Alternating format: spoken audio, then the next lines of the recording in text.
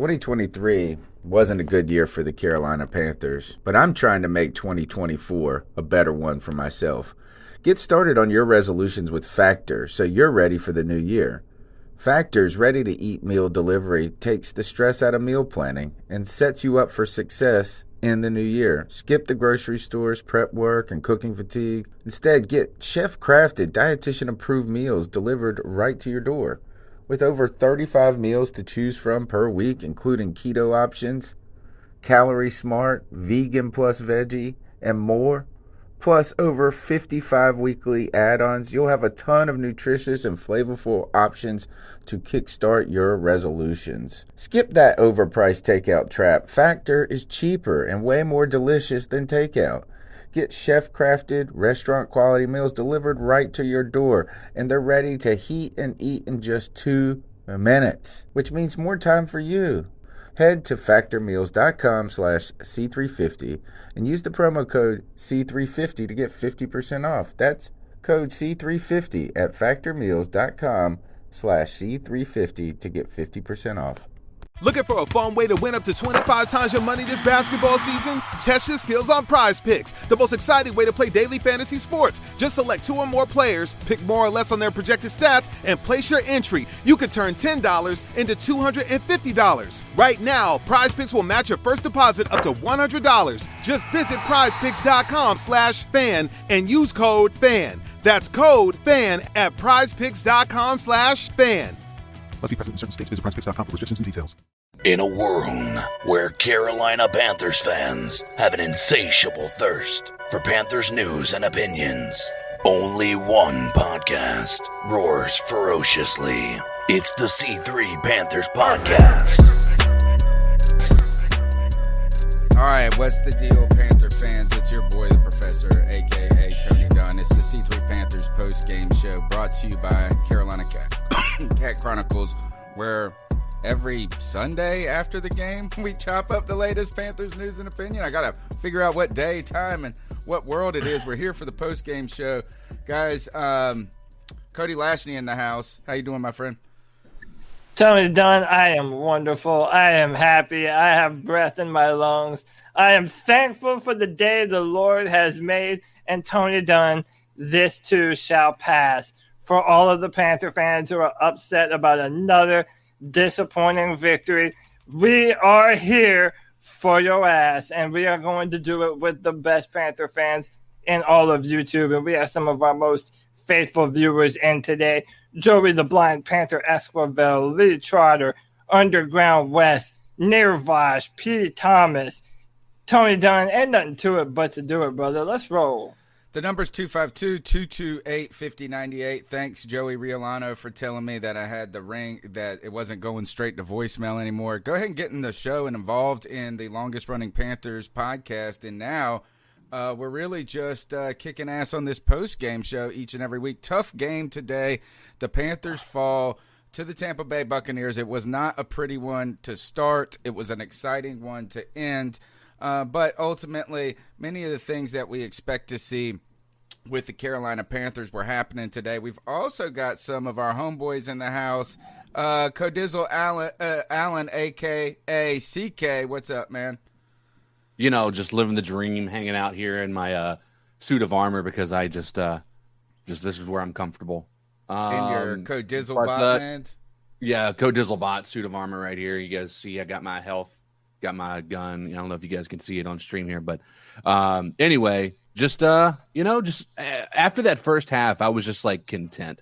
Like after that first half, I was just like, all right, it is what it is. We're going to have this be our life for the next year. So yeah. So, but I am telling you, I messaged Cody and I told him he better have his apology acceptance speech ready from everybody who was just on his ass last week about, oh, it's just one game. Well, now we're 2 games in, and Big D Teddy looked like he took a step backwards, which is not what you want to see second game in the season with tape on the other team. Atlanta lost? Atlanta just lost, bro. Yep. Atlanta lost by 1 point, 39-40. Dude, you cannot make that shit up. No team chokes away a lead better than the Atlanta Falcons, bro. listen, Panther fans, to all of Panther Nation, are you feeling bad today? Listen, it could be worse. You could be a Falcons fan right now. So count your blessings and be humble. But we are not that dumpster fire football team directly to our south. Oh.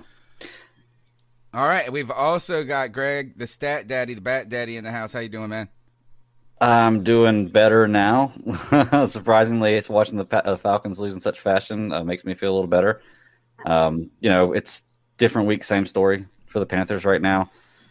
I'm interested to see what people have to say about it this week about Bridgewater, because I feel like he was a big part of the reason we were in the game this week, but he was also a really big part of the reason we lost the game this week. So, I'm interested to see what people have to talk about and what they have to say about it. Huh? Yeah, up and down game for him. The Panthers fall 31-17 on the road, and Teddy Bridgewater did go 33 for 42 with 367 yards, but he did have 2 picks today, and there were some questionable sacks that were taken by the quarterback. Christian McCaffrey continues to slay, rushed for 18 for 59 with 2 touchdowns and 4 catches for 29.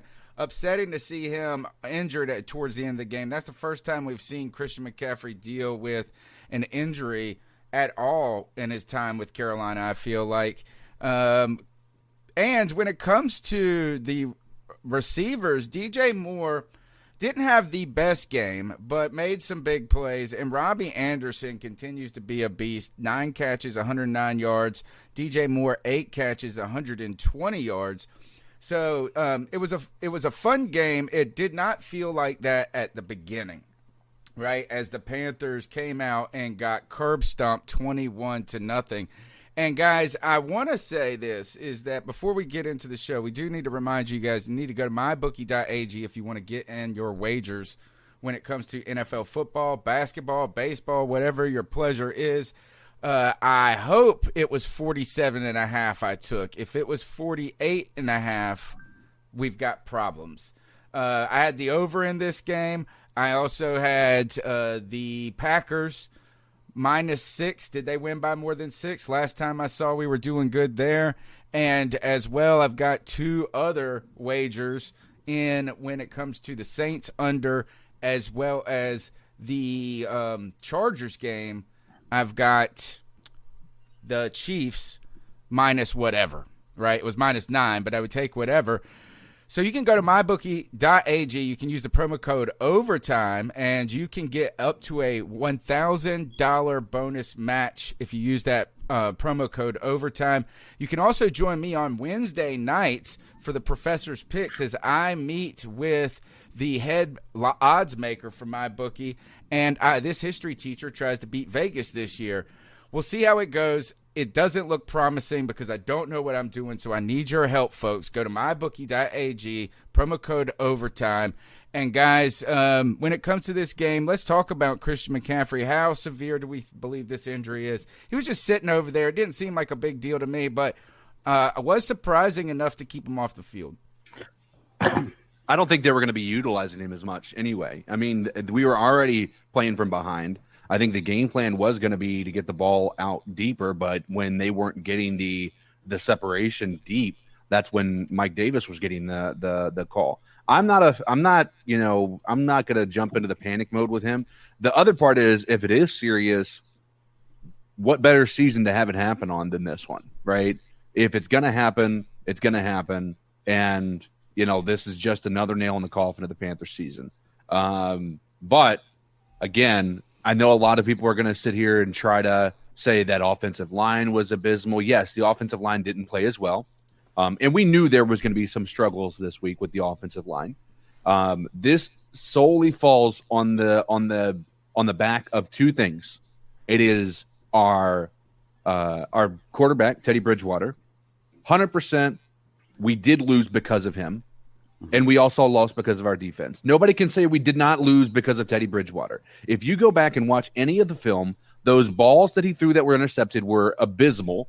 It was just not good. The DJ Moore, they're going to sit there and blame it on the route running. That was just a bad – yes, he could have probably ran that route better. That was a bad throw.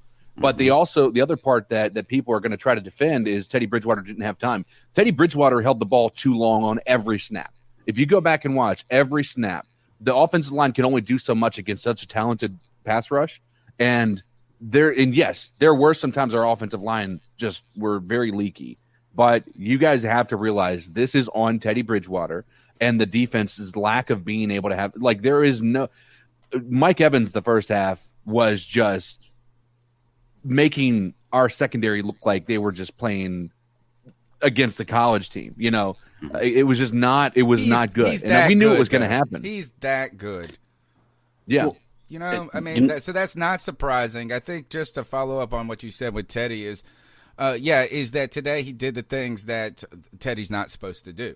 Teddy's not supposed to take he's not supposed to turn the ball over unnecessarily. Yes, there's going to be some times where it happens, but these interceptions were regrettable and unfortunate.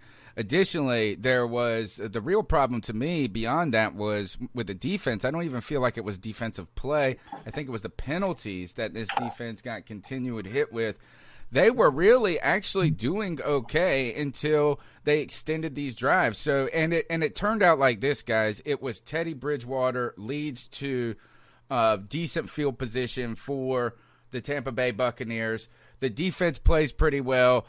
Third down, you get a 3rd and 10 or a 3rd and 11. You get a 3rd and 4 at one point, and then what do you get? You get a late hit by Derek Brown. 2 Derek Brown penalties extended on 3rd downs, which was problematic. So it was just like a calamity of errors. Go ahead, Greg. No, I just wanted to touch on what CK was saying. I think he put it perfectly. You know, you can't not blame Teddy Bridgewater for this game, but you also do have to blame the defense.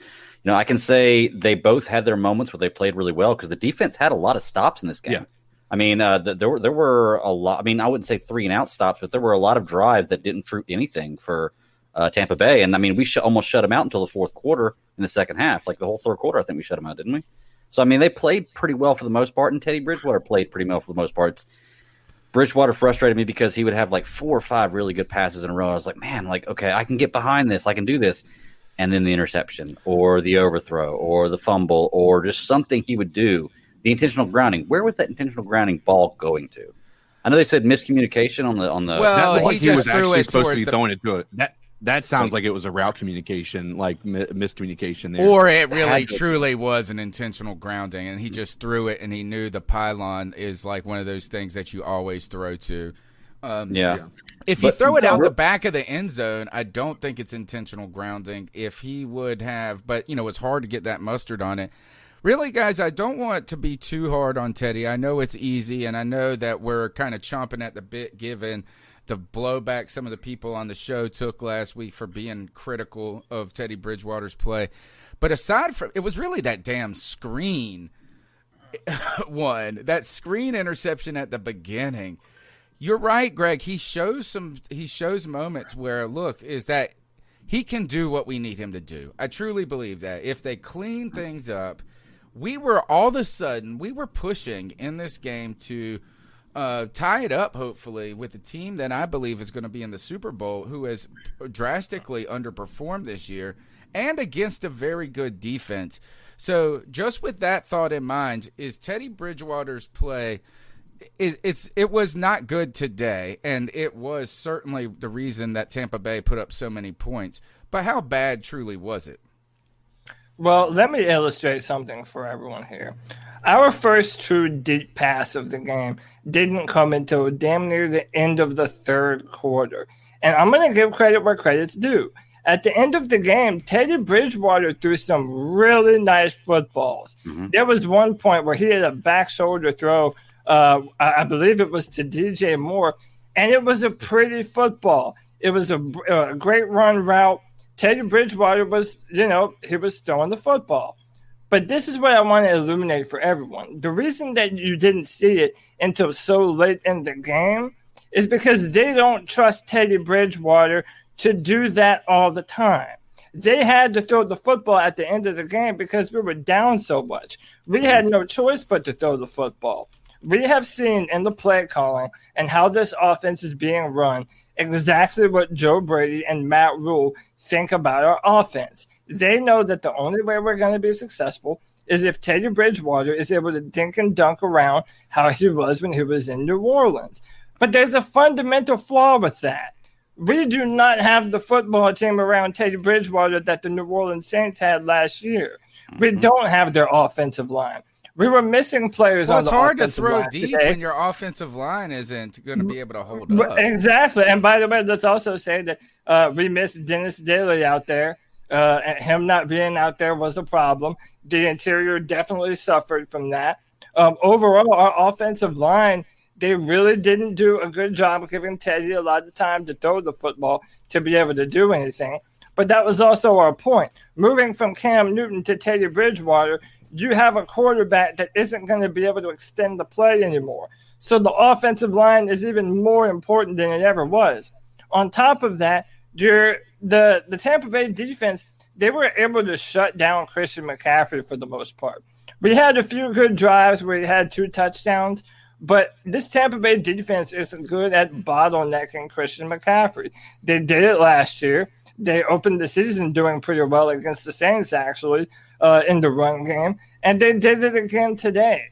So we also see a problem where Derek Brown is a rookie NFL player who's learning how to play NFL football on the fly. So, no, I'm not going to come down on him and freak out about how bad he played, because he did play bad football today. He had a bunch of unnecessary penalties. He was bad on cap assignments. He did not play good football. But it's his second game in the NFL, and that's what you should have expected. And that's what people like me and Greg and other people have been saying forever now, that this is probably what this year was going to look like for Carolina. I do think we showed a lot of heart. There was a lot of drive at the end. We were in the game up until damn near the very end of the football game. But then the roster caught up to us, and then Leonard Fournette dealt a body blow, and that was the end of our game today.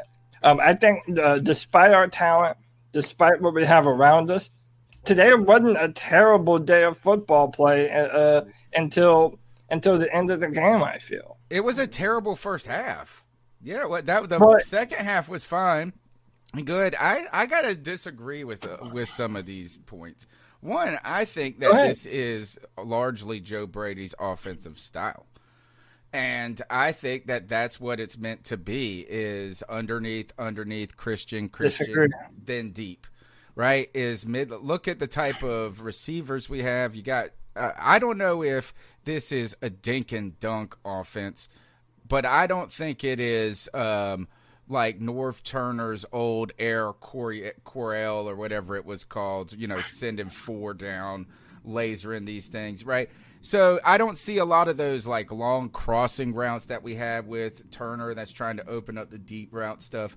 Now, I am not a play call offensive guru, but I think that Joe Brady's offense has been fine, right? And I don't think it's been hesitant to go deep. I don't think it's been I think it's been right on pace. The other thing I don't know how you can say that. But okay. Well, we put up 30 the first week, and we ended up, if we not turned the ball over today, we put up 17. We would have had more points. But you said they're not hesitant. Like, we didn't start throwing the football until the third quarter, really. Well, some of that also has to do with the team you're playing. One, you've got to establish the run before these guys so they cannot just pin their ears back and come after you.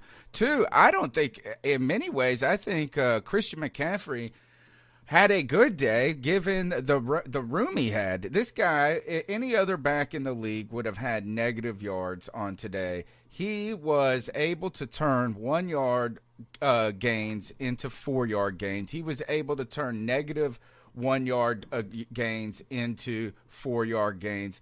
Now, did he just smoke this team? No, but I think that this defense is one of the top defenses in the league too. So continuing to, just at some point, the other team has a part in what you can do as well, not just your team. The offensive line, I'm going to say, was not horrendous today. Could have been a lot better in run blocking, but is that CMC earned every inch today on his own. that defense, we were able to. The problem was, even with our defense, they were on the field the whole time. So penalties did kill us. A couple of untimely turnovers killed us. But I don't think that this offense looked impotent by any means.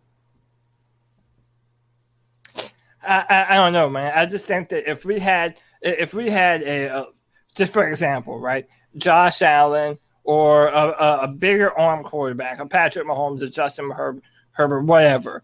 If we had a bigger arm quarterback, I don't think that this is the same offense that we're looking at. And by the way, Joe Burrow doesn't have the biggest arm either, but they did have good receivers, and they were throwing the ball. I mean, they got aggressive. LSU's offense got aggressive last year. So I think it's unfair to compare the Panthers a team that has not won in millions of years, it feels like, to a national championship offense that was one of the greatest football teams in history. Well, what else do we have to compare no, it to? duh. If I had a Lamborghini, I could go 9,000 miles an hour, but I've got a Pinto. But no, we don't. Have we not been saying all year that we actually have good offensive weapons? And you've been working. saying how Robbie Anderson's good. Yes, look, it's working. Here's the issue with the argument: is you're saying that you think the offense looked good, and I get we put up 0 points in the first half.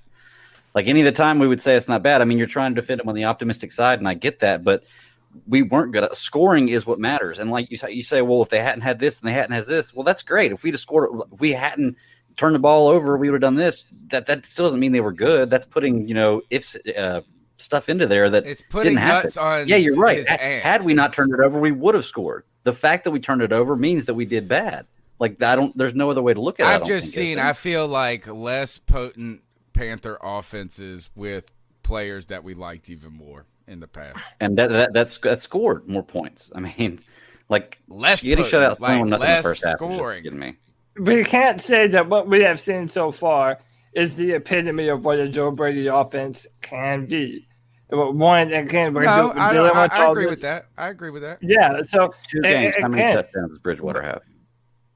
That's actually a good question. How many? He had none today. One. He has 1 touchdown in 2 games in his first 2 games. Christian McCaffrey got a lot though. He got what, 5? But listen, man, like, yeah, no, and listen, dude, Christian's a beast. And oh my God, listen, I don't even know if y'all caught this on one of those deep passes that Teddy did throw. Christian McCaffrey put the block on Vita Vea, and dude just stonewalled him. Vita Vea is like 330 pounds, and Christian McCaffrey just said, "You ain't touching my fucking quarterback, bro." So, dude, I love CMC. I'm hoping that this injury isn't bad. Again, it's one of those things where Christian McCaffrey is such an important part of our offense. He's literally our offensive identity. Like, now that you don't have him, you're already seeing the inabilities of your quarterback. Now you expect him to do even more minus him? Like, did any of us know who Mike Davis was before today, or whoever the running back was that we were throwing to in the flat? I know Mike Davis only for one reason, and I actually didn't know he was until my friend reminded me. He played for South Carolina about in 2015 or 2016, and he had a 12-minute drive against the East Carolina Pirates as a running back. He is clock killing Corey Dillon. A 12-minute drive. What does that even mean? I don't even know how that even happens. Greg, what I mean by this, though, is that the offense isn't bad, is that Teddy did not play well today, but the offensive line is better than average for us, or at least in our historically.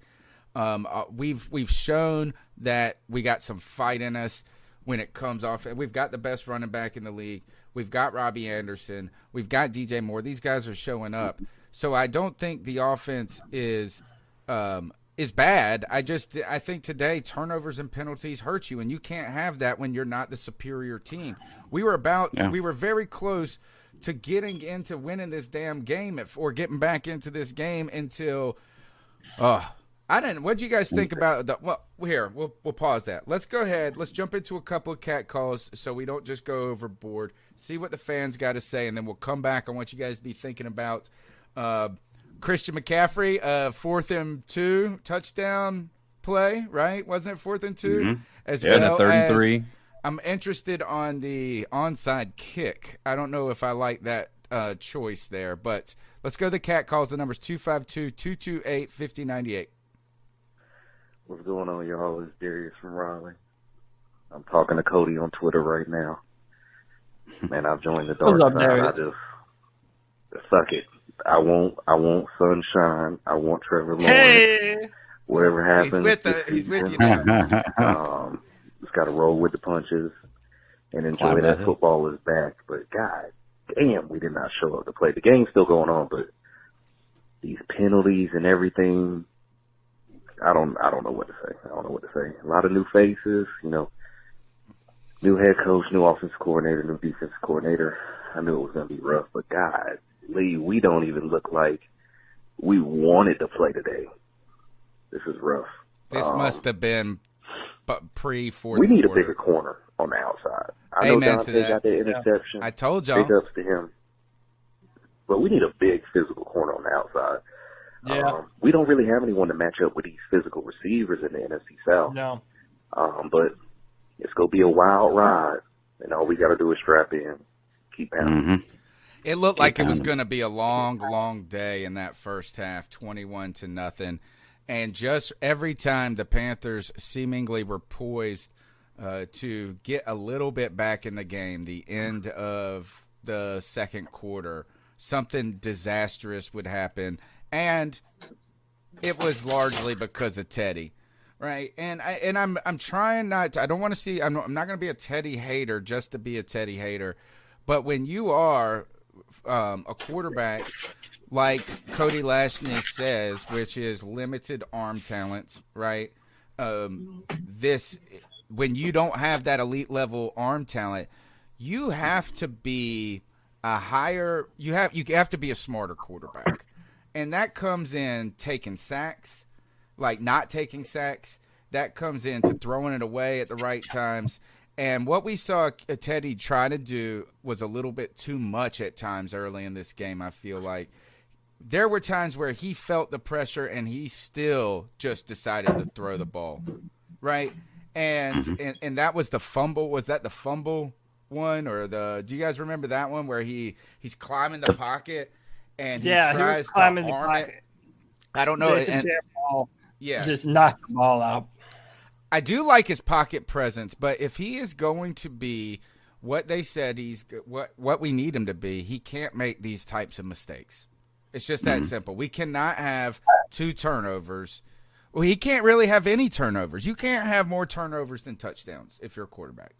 By the way, shout out to Darius for mentioning how we need bigger cornerbacks.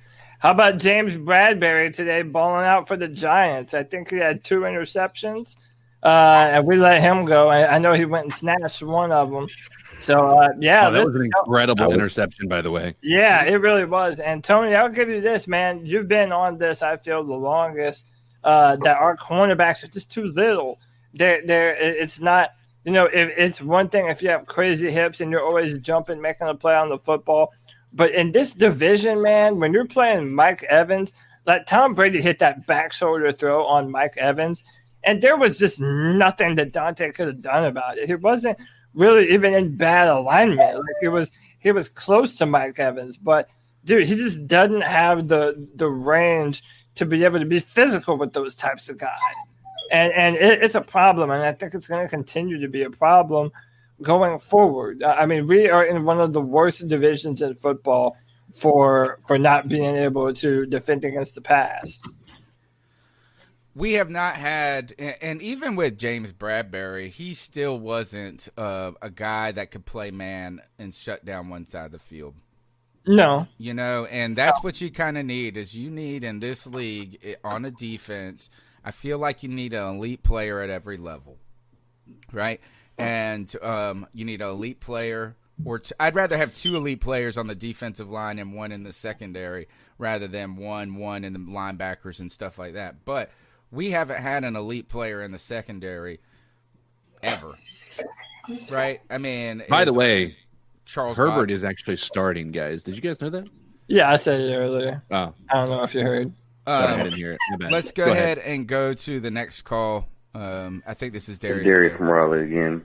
Hey, if we score right here at the top of the fourth quarter, it's a game. I called in earlier. I'm still on the sunshine train, so don't worry, Cody. But we showing some fight, and I think the big sign of that is that Matt Rule hasn't lost his team. I know it's early, but hey, you can lose a team really early in the season. So I think that's a bright sign. He hasn't lost the team, and they're still willing to fight for him. So if we win, we win. If we lose, we lose. Keep pounding. I feel like Pounding. we're getting a lot out of players that are really nobodies. When it comes to like our defensive, just think of our defensive front. You got these guys like Kerr, this Hamilton. What was his name? Is like Jefferson Hamilton. And he just came up from the practice squad. Right. Yeah, and these guys are producing. I thought today our run defense, and I'm sorry, Greg, because you're going to say ifs and buts. I know that Fournette run at the end really distorted the play that we had all game today, right? Is that we were not getting gashed as easily as we were the last week against the Las Vegas Raiders. And let's just briefly talk about that. What do you guys think you saw the coaching staff today? I want to say this is I agree with what Mark Schlereth was saying when it came to Joe Brady is he didn't panic as a play caller. I thought that was important. Down 21, you don't just all of a sudden start chunking it like crazy.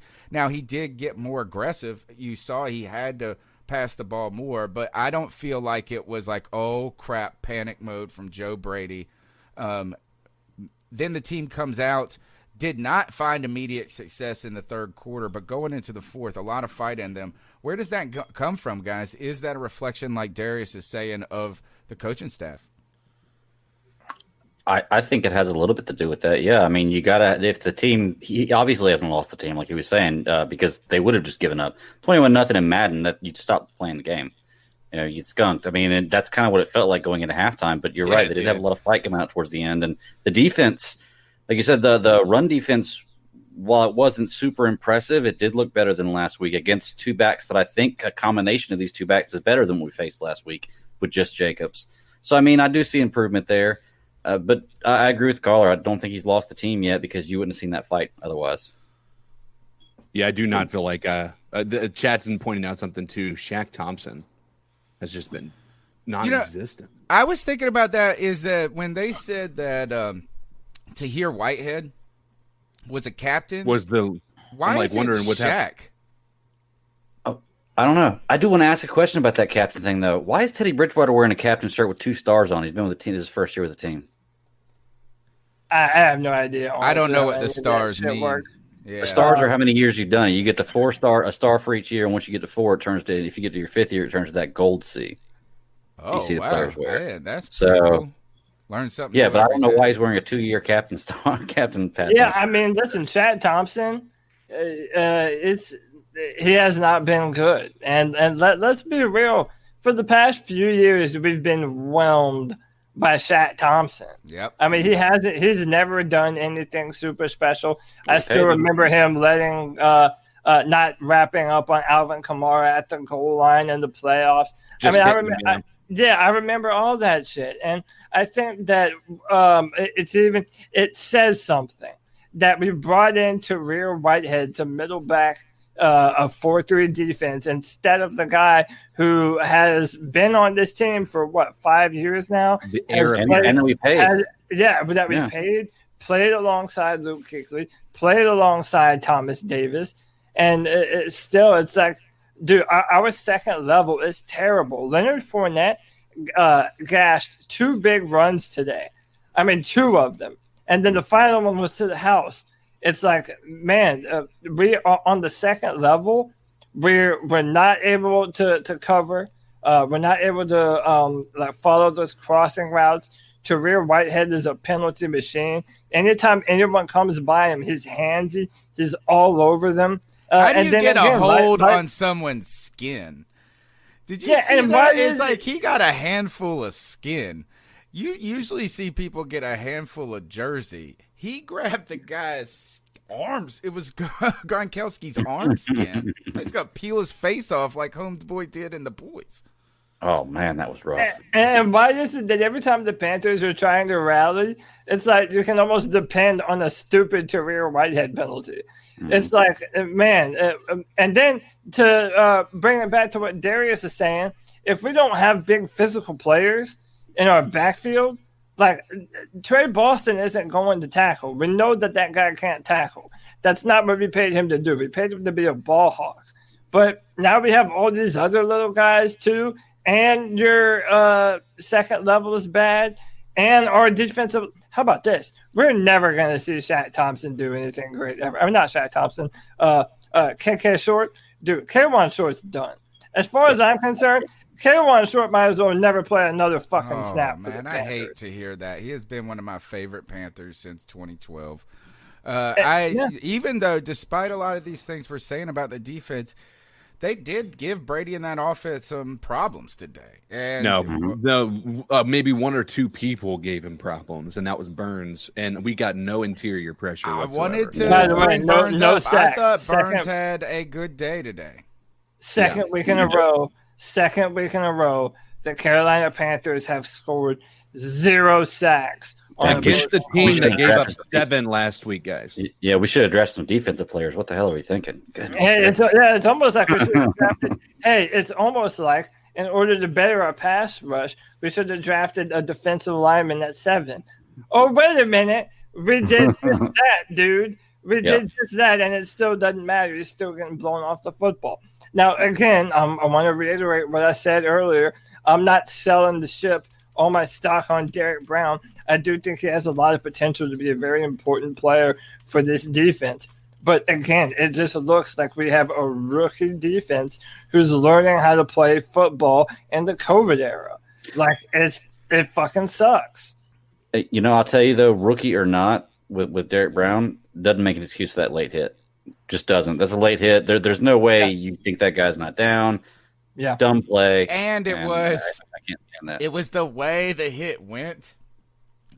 It looked like it looked like it was he looked like he was doing a wrestling move where he can I pinpoint a comment? I do want you to get can you elaborate on the KK stuff to clarify? Say again? Some people in the chat room have some questions about your comments about KK being done, given that he did not play today. Can you just clarify what you mean by that?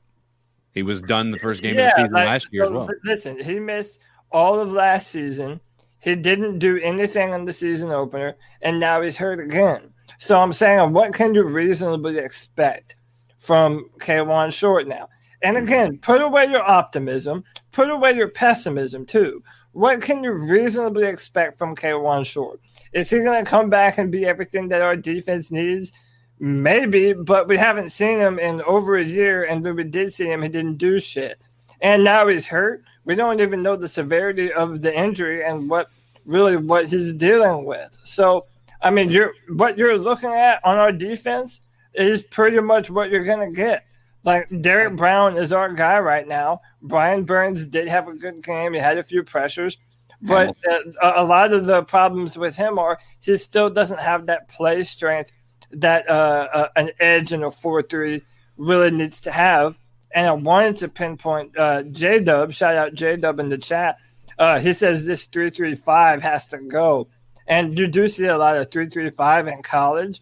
But the reason why you're seeing it now is because they know that we have to drop that many players back into coverage. Like, in order to defend the pass, we need all hands on deck. So that's why they're doing it. And that's pretty much kind of what we have to do right now. So it's tough, man. I don't know that K1 Short is ever going to come back and be the player that you want him to be. And he's on the last year of his deal. No, he's not on the last year of his deal. He's got 2 left, hasn't he? I thought this was last year. His deal goes on forever, bro, and it is a shit ton of money. I love. He's been one of my favorite Panthers. Trade him. Trade him. No, you're not gonna be able to. I mean, who's gonna take him? I do feel like the foot injury that has kept him out this week does lend a lot to your point. It feels sort of like an end cap to suspicion, right? Is that you trying to give people the benefit of the doubt deteriorating play, 2018 injury, 2019, 2020, you think, okay, KK might have a last go in him as a year or, just one season left where he can be a veteran leader, and now gone because of that. It does hurt. I wish that, you hate to see that the way it ends for players, and you hope it's not the end, but it does feel like a sort of end cap to that point. Let's go to the next call, 252-228-5098. What's up, C3 fam? Chef Jeff here. Got done watching the game. Just watched last touchdown make it 31-17. Like I said, not too upset like I was not last week because I honestly I want to tank for a good quarterback, and I don't see us getting better. I see the same old shit, especially from the defense. I mean, we don't even have a defense. Like we might as well just I don't know what the fuck to do. We don't have a defense. We don't have a quarterback. I would like for them to be competitive. Honestly, they looked less competitive today. I know they made it look good there in the fourth quarter, but I don't know, man. This season goes right along with the 2020 year, I guess. Mm-hmm. Anyway, I feel that. I don't really have much to say other than that. I guess I feel like this is how I would have sounded at that halftime. The future.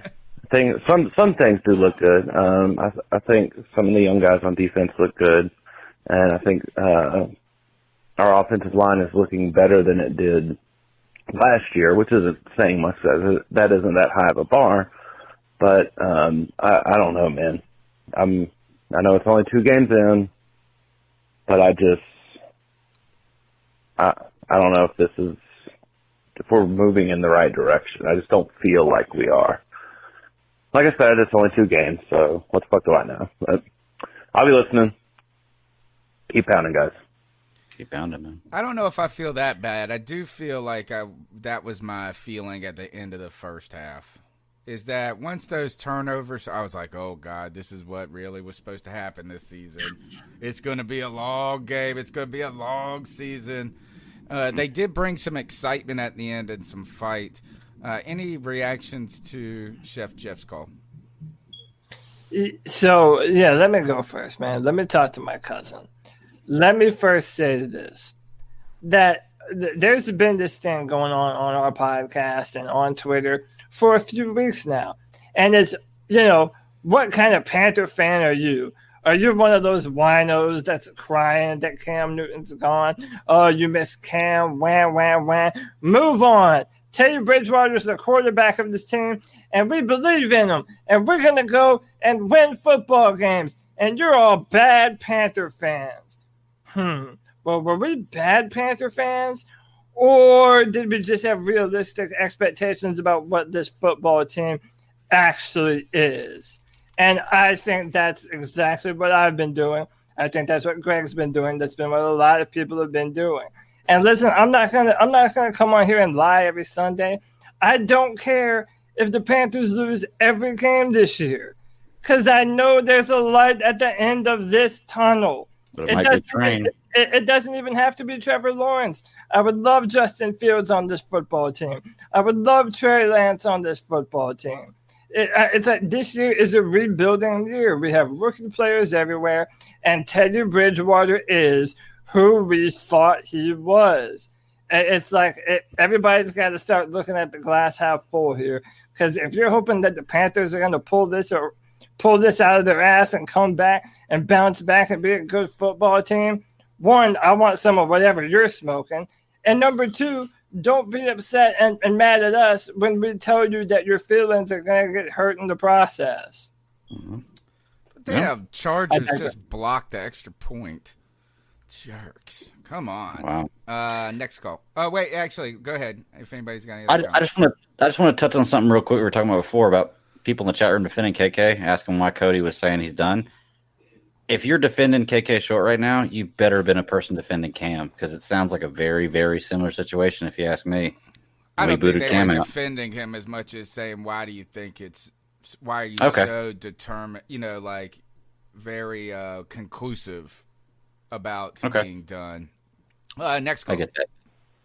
What up, C3? It's your boy Mike. What's up, Mike? Lita, a.k.a. Supreme Leader. What's up, bro? So, not too surprised. It's what we expected this season.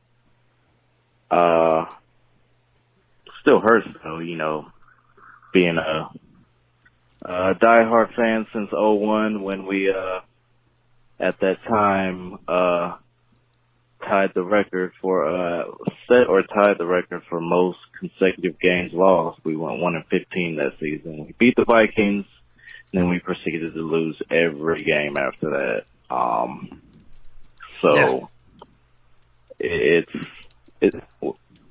It's expected, but it hurts. I want my team to win. Teddy's got to do better with the turnovers. Good teams will make you pay for turnovers, and they 17 points for sure did that. That defense is still a problem. That's why we drafted all defense. Gave up a lot of rushing touchdowns last season, and we just gave up 2 to Fournette. He had 12 rushes for over 100 yards. Had a big one at the end. The last one just plus yards again. But still, he similar ran to Robbie Anderson. Ridiculous. Brown was out there with some mental mistakes as far as penalties. I think they both his penalties killed what would have been a third down stop. So, yeah. Shout out to Rasul Douglas. Doing his thing out there. Dante Jackson had a pick. Corn Elder with a nice little pass. Looking all right. I'm so glad. Jeremy Chin. Everybody's shit starting at linebacker. I guess they're going to try to convert him, eh? That's what it looks like. I ain't got no problem with that. What, considering how our defense is still struggling, how do you think the Panthers would look with had not Luke Kuechly retired? Ooh, interesting question. Would we be better? Would we still be as bad as we are? Tell me your thoughts on that. All right, boys. So, and the pride till I die. And that's it. If anyone else would like to go first, I'll offer it up to whoever. Listen, man, Luke Kuechly, even an older Luke Kuechly last year, who we were arguing about missing tackles and whatever, having that kind of intelligence and that kind of guy knowing and studying the opposing offense, you're always a better team with that guy on the field. And I'm telling you, we're hurting without him, because whenever you have, it's just like with Cam and Luke. We can have the same conversation for both of them. When you have an athlete that's capable of doing so much, and they do it every season, and it's like these things become routine to you as a fan. Oh, yeah, Luke is going to be there, and he's going to slap Derek Brown on the ass, and he'll get into the big gap where he's actually supposed to be and stop the run. Like, we don't have that this year. And that's why a lot of us are really disappointed in Shaq Thompson. It's like, how have you been in that position, or at the linebacker position, this long, and you're still not able to take the reins of middle linebacker? Like, yeah, no shit, Tarir Whitehead wasn't going to come in here and be a competent middle linebacker, especially after losing Luke Kuechly. Like, we're hurting because of it. And we don't have good alongside Luke Kuechly, not replacing Luke Kuechly. Good comment from Robbie Switzer on this. Luke recognizes plays. He's a leader and people follow him. We don't have a leader on this defense. Amen. Yep. Amen. We have no leadership on this defense at all. Mm-hmm. He would have not. We would not be worse with Luke Kuechly, right? We would not be worse with him. Would he make this Would he move? How much he would move the needle is questionable, but I think it actually would be a lot more than we probably could. Maybe it's hard to quantify, but that leadership, that tenacity, that experience, all of that could help. On top of that, I did see someone say that they hate the idea of moving Jeremy Chin to linebacker. They want him at safety, letting him roam a little bit. That's where I feel he should be. Part of the reason why we were okay with our drafts and passing on Isaiah Simmons is because he is that physical freak that you're going to be able to put at different positions. He's more of a weapon when you can line him up at different spots. This play is at nickel. Next time he's at the box. Maybe experiment putting him at free safety a few times just because he has that sprinter speed and he can break on the football. But right now we're so depleted at the linebacker position. He pretty much has no choice but to fill that Sam linebacker role because we have no one else that's really going to be able to do it. So he has to kind of fit a position that isn't really his natural position. I want to highlight a couple of comments in the chat. One, 10 Tizzy's on fire over here. Whitehead is perfect. Cam is the past. KK and Teddy are the future. And sarcasm reigns supreme in the chat room right now. And also, Brother Herbert's in the house, and he said that Whitehead is playing better than Shaq. And, I mean, Shaq has been kind of non-existent. The problem with Whitehead is that he's just been a penalty machine at this point. Much like Derek Brown was today, penalty machine. These were problems for us. And I get this is I do want to shout out Dante Jackson. Dante Jackson with he got a flat tire last week with the ankle injury. The last coaching staff was so infuriated by him. I don't feel like he has been playing undisciplined, or he played undisciplined today. I thought he made some good, smart plays. Some of the problem is just like, how the hell is he ever going to deal with Mike Evans? It's an impossibility, that type of thing. And you saw that's probably why Rasul Douglas started today, because of the size of Mike Evans out there and having the bigger corner. So all interesting points. I do want to shame the chat room, though. There's 76 people watching the C3 Panthers podcast post-game show, and there's only 30 likes right now. And I know y'all love us. I know y'all like it. You show up every damn week. You come out here on Tuesdays and listen to us talk for 3 hours. So do me a solid. Smash that little thumbs up button. Hell, even if you want to give me a thumbs down, you can do that. I'd also like for you to tell one friend or 5 about the show. Send them the link. Retweet it. What's so hard? Does everybody, I think everybody in this chat, in the podcast with me knows, what does Tony do when he sees y'all's links floating around the internet? He shares them. That's what I do for people. I do. Because you know what? We got to grow. We got to reach people. We got to cut and pierce through the noise of idiocy and grow Panther Nation through all this together. Remember, this is part therapy here on Sundays now. 252-228-5098. Yo, just finished watching the Panther game. I'm with Cody. We're tanking, man. I thought bringing Teddy Bridgewater would, I thought, we're not taking, we bring him in. But he's just there to help Trevor Lawrence when we draft him. We still were in the game. We gave up 4 fucking turnovers. But, shit, dude. That's the reason we got rid of Cam. Because we're going to be rebuilding for the next 3 to 5 years till we be competitive, and Cam's not going to last that long, but 3 to 5 years. So, obviously we gave it up on Cam because we're like, yeah, he ain't going to last that long. But, Trevor Lawrence, next year should be dope. But ain't gonna matter with our defense, so I hear you, those man. Panthers, I guess. All right, let's just power through. Hey man, shout out your boy Hey, fellas. Jay Cryer. This is Zach from Jay Cryer's in the house. Jake Fry's in the What's up, motherfucking man? his ass. My man, dude. I was just telling somebody about Ibiza the other day and how I got to get there, homie.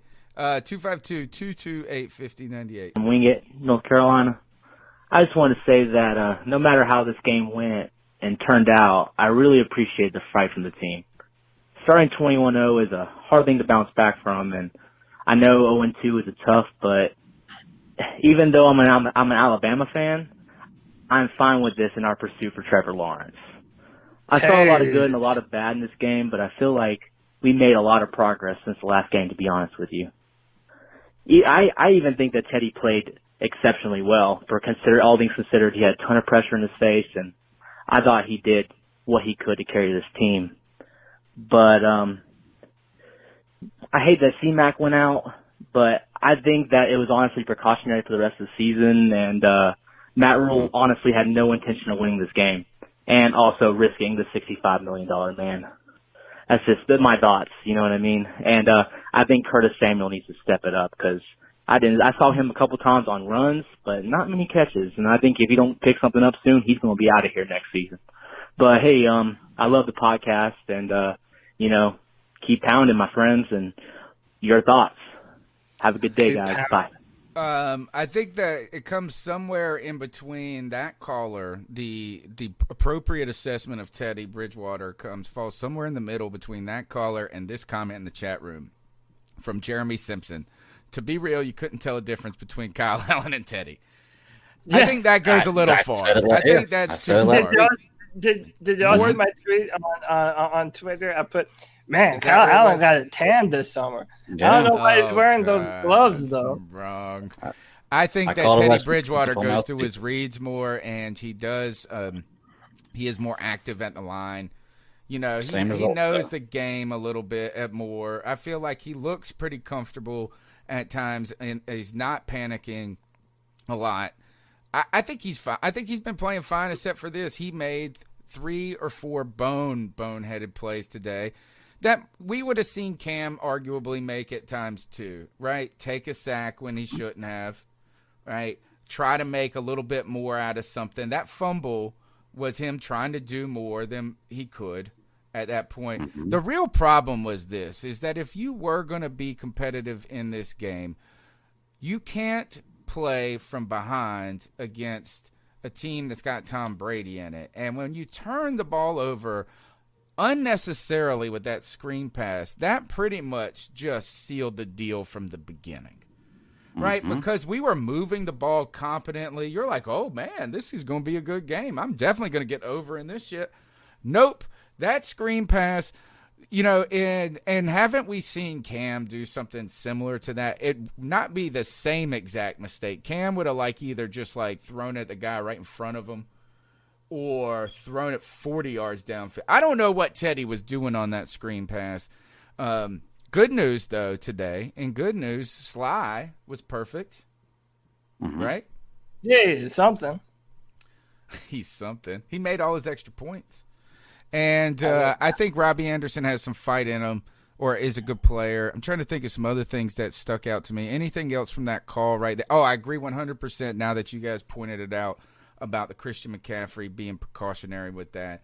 Is that, look, are you really going to win? Now you're down 14 or whatever, or this and that. Let Christian, let's not make it worse. Mm-hmm. And I don't know if the old staff would have necessarily done that. Yeah, no. Ankle injuries are tricky too because they linger and they're very, very easy to re-aggravate.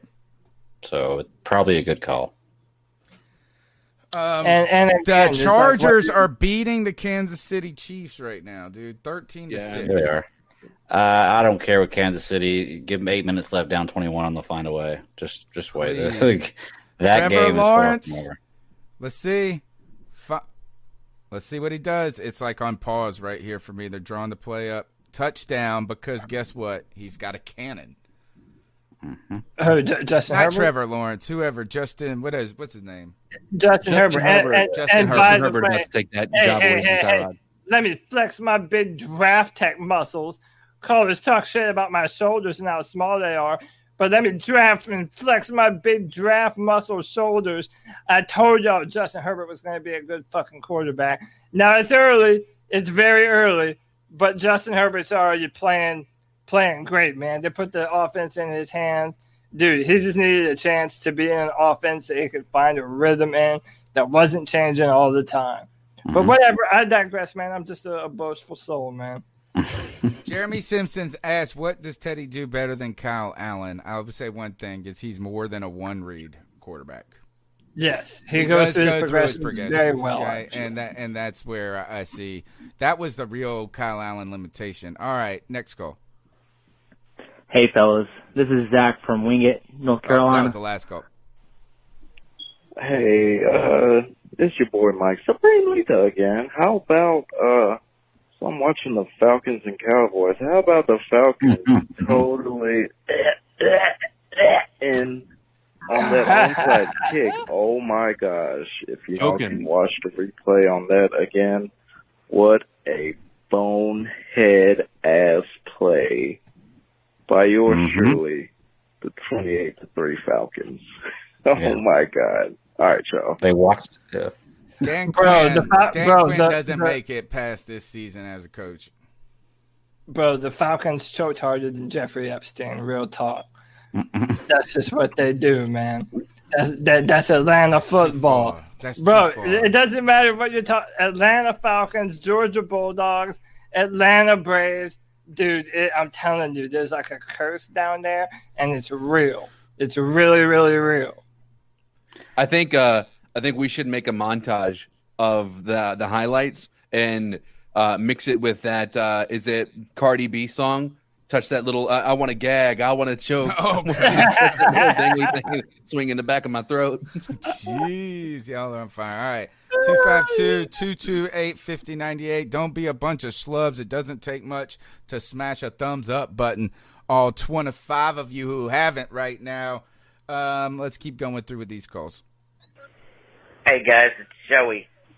So yeah, it looks like David Tepper needs to start looking around Charlotte for statue builders, because we're gonna need to commission an artist to build a statue of Trevor Lawrence. Might as well get a head start on that process, because it looks like he's coming to town, and if he doesn't do good, well, we'll just do what we did with the statue of Jerry Richardson, probably throw it in the Catawba River. Anyway, first half sucked. Don't know what that was. Not that I saw it, but still. You don't have to see it to know that it sucked. Oh, Blind Panther. I was listening on the radio, though, and the second half was great. The second half we played great, but we had screwed up so bad during the first half that it didn't really matter. So, and then CMC got hurt, and it's just, come on, David Tepper. Time to find some statue builders. That's all I could say. Cody, I know you're happy about that one. Anyway, I didn't know Panthers lived in tanks, but I guess a species called the Carolina Panther does reside in tanks. And you know how it is. Wow, wow. I love it. I love it. Big injury today throughout the NFL. I saw one of the Bosa's, the one that plays for the 49ers, got hurt. Saquon Barkley's hurt. It's torn ACL. Him and Saquon. Oh, God. So, by the way, Nick Bosa left earlier, too. They had to cart him out. So, yeah, that's what we're saying. Nick Bosa got the torn ACL. Dude, it's almost like instead of doing their normal due diligence and preparing their bodies, the whole world was forced to quarantine. It's like, dude, I had like a moment a few nights ago where I'm like, man, I wouldn't be surprised if this season just gets rough. And hey, dude, let's hope that Christian McCaffrey isn't a name added to that list. I mean, we don't know yet, what he's dealing with. If it's just something minor, we hope it's something minor, of course. But I don't know. It's going to be rough. If he is still hurt, if it is not something that is an immediate fix, like it's just like simply a sprained ankle that's gone away, right? He better not play. Like, if they put him in hurt at all, I'm going to be upset. Cam Newton all over again. Yeah, I was about to say, you mean what they should have done with Cam Newton? Yeah, that would be a good idea, especially if you're not playing. Can I ask a question though for people, because I know there's a lot of people out there that are defending Teddy Bridgewater, talking about how great he's playing and everything else. And now we're starting to hear a lot more people talk about tanking and how they're ready to tank. And this is only week 2, because week 1 they're like, well, it's only week 1, and now it's week 2, and we have a lot of people are saying, oh, I'm ready to tank. So they gave up. A lot of people, not saying you did, Joey, but a lot of people were giving up that quickly. At what point in time, if, like, say Teddy Bridgewater does win 2 games, and he has a game like this every game, at what point in time are we going to stop saying, well, Teddy Bridgewater did really well if he wins 2 games? Like, well, I just if want to Teddy know. Bridgewater does really well, he's going to win 2 games. That's why I bet you that. But how though? How is he going to? How do you consider that doing well if you only win 2 games? I mean, dude, I think it's kind of what I mentioned earlier, man. There's a portion of that fan base that it's just fans no matter what, man. It's the Panthers, so we're cheering for them, and blah blah blah. But whatever, man. Like so many of us got shit on Brandon Herbert for defending Cam Newton at every single turn, which I felt like we were both very fair on Cam Newton. But can I make another prediction real quick while it's on the front of my mind? Yeah. Curtis Samuel will be a really good NFL football player. It's just not going to be with the Panthers, I don't think. Already given up on, huh? They're not using him. They're using him in the most, like, ridiculous ways. And maybe he's try to give him. Maybe he's not better than Robbie Anderson or DJ Moore. Well, but hey, listen, it's a possibility. But also, I kind of feel like Curtis, feel like Curtis is a little dejected because he knows that he's on another team with another quarterback that can't utilize his skill set the way it needs to be. Curtis Samuel is a deep threat. Curtis Samuel should be hauling ass down the field on go routes like Tyreek Hill. That's the kind of receiver that he is. And we just don't have a reliable quarterback to be able to get him that ball. So this is the last year of his deal. He's probably not going to be a Panther fan or a Panther next year if I'm a bet man. He'll be a Chief next year. To what I mean by is that Teddy can play well and we still only win 2 games would be like if I bagged a supermodel and I only lasted 2 minutes. You know I know. Like I played, I mean, like we would play well. I played well for the circumstances. I was about to say 10 minutes. That's admirable, dude. I know. Shit. That would have been Cam style. But you're overachieved on 10 minutes. But like here's the end of the day is that he can't overcome the defense, the offensive line. Oh gosh, yuck. Bad jokes all around. Justin Herbert says you're fair, just blind. He said you're not fair, you're just blind. Okay.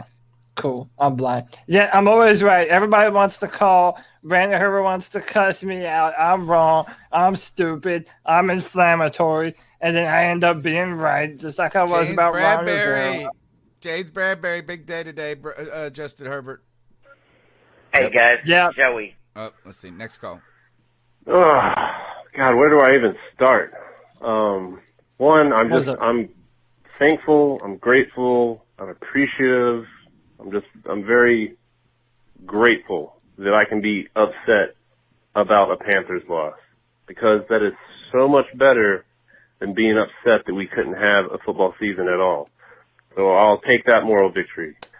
But, dear God, where do I start with this team? I don't know. I don't have 5 on it anymore. Okay, Big Cat? I don't have 5 on anything that has to do with Teddy Blandwater or boring as shitwater or Mr. Mediocre.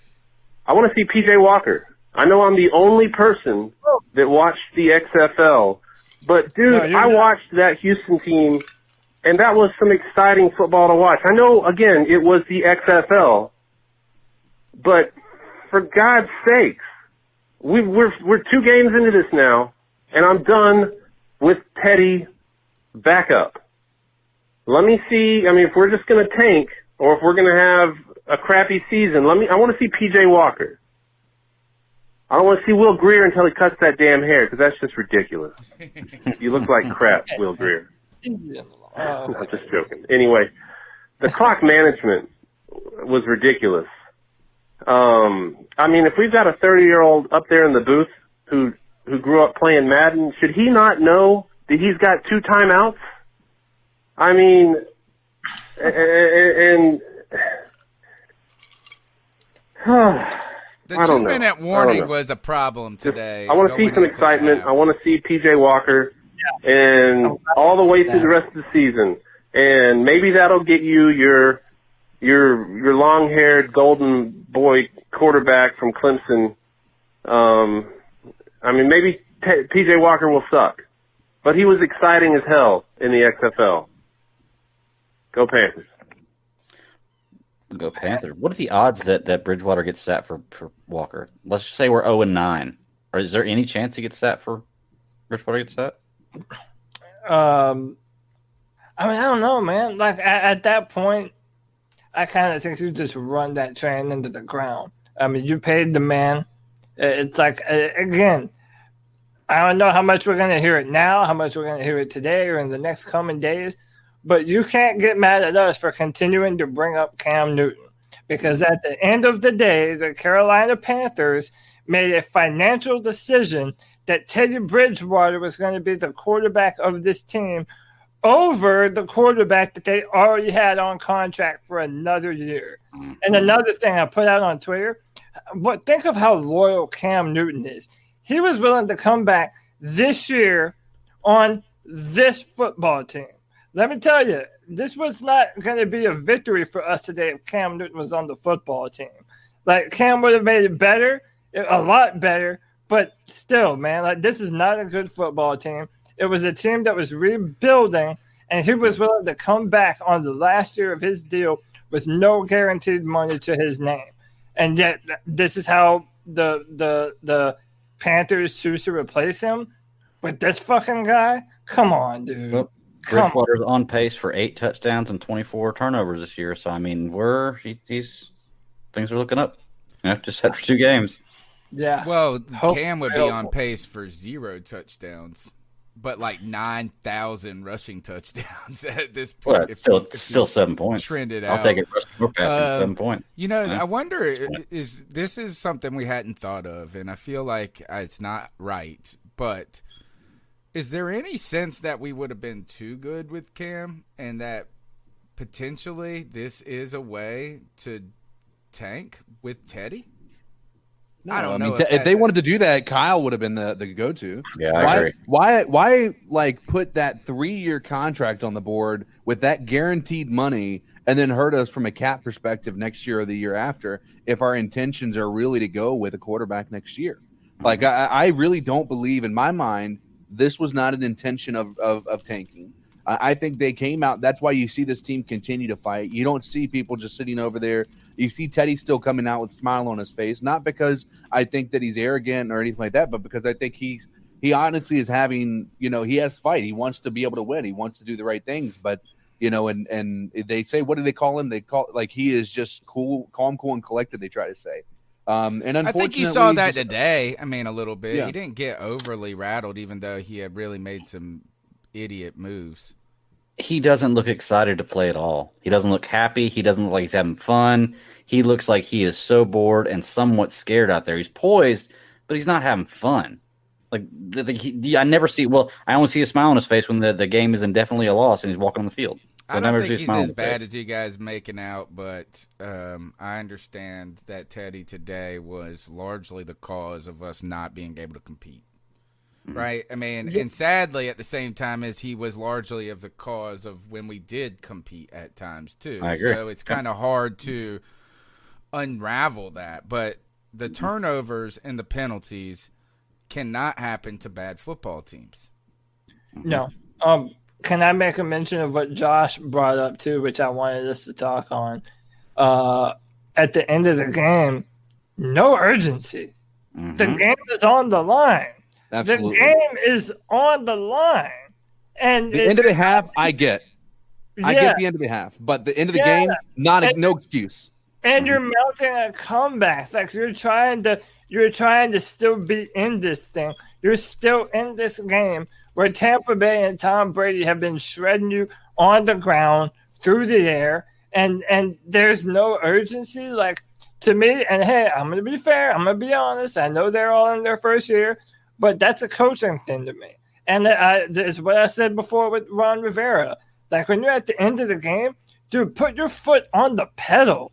Like, catch them off guard with something.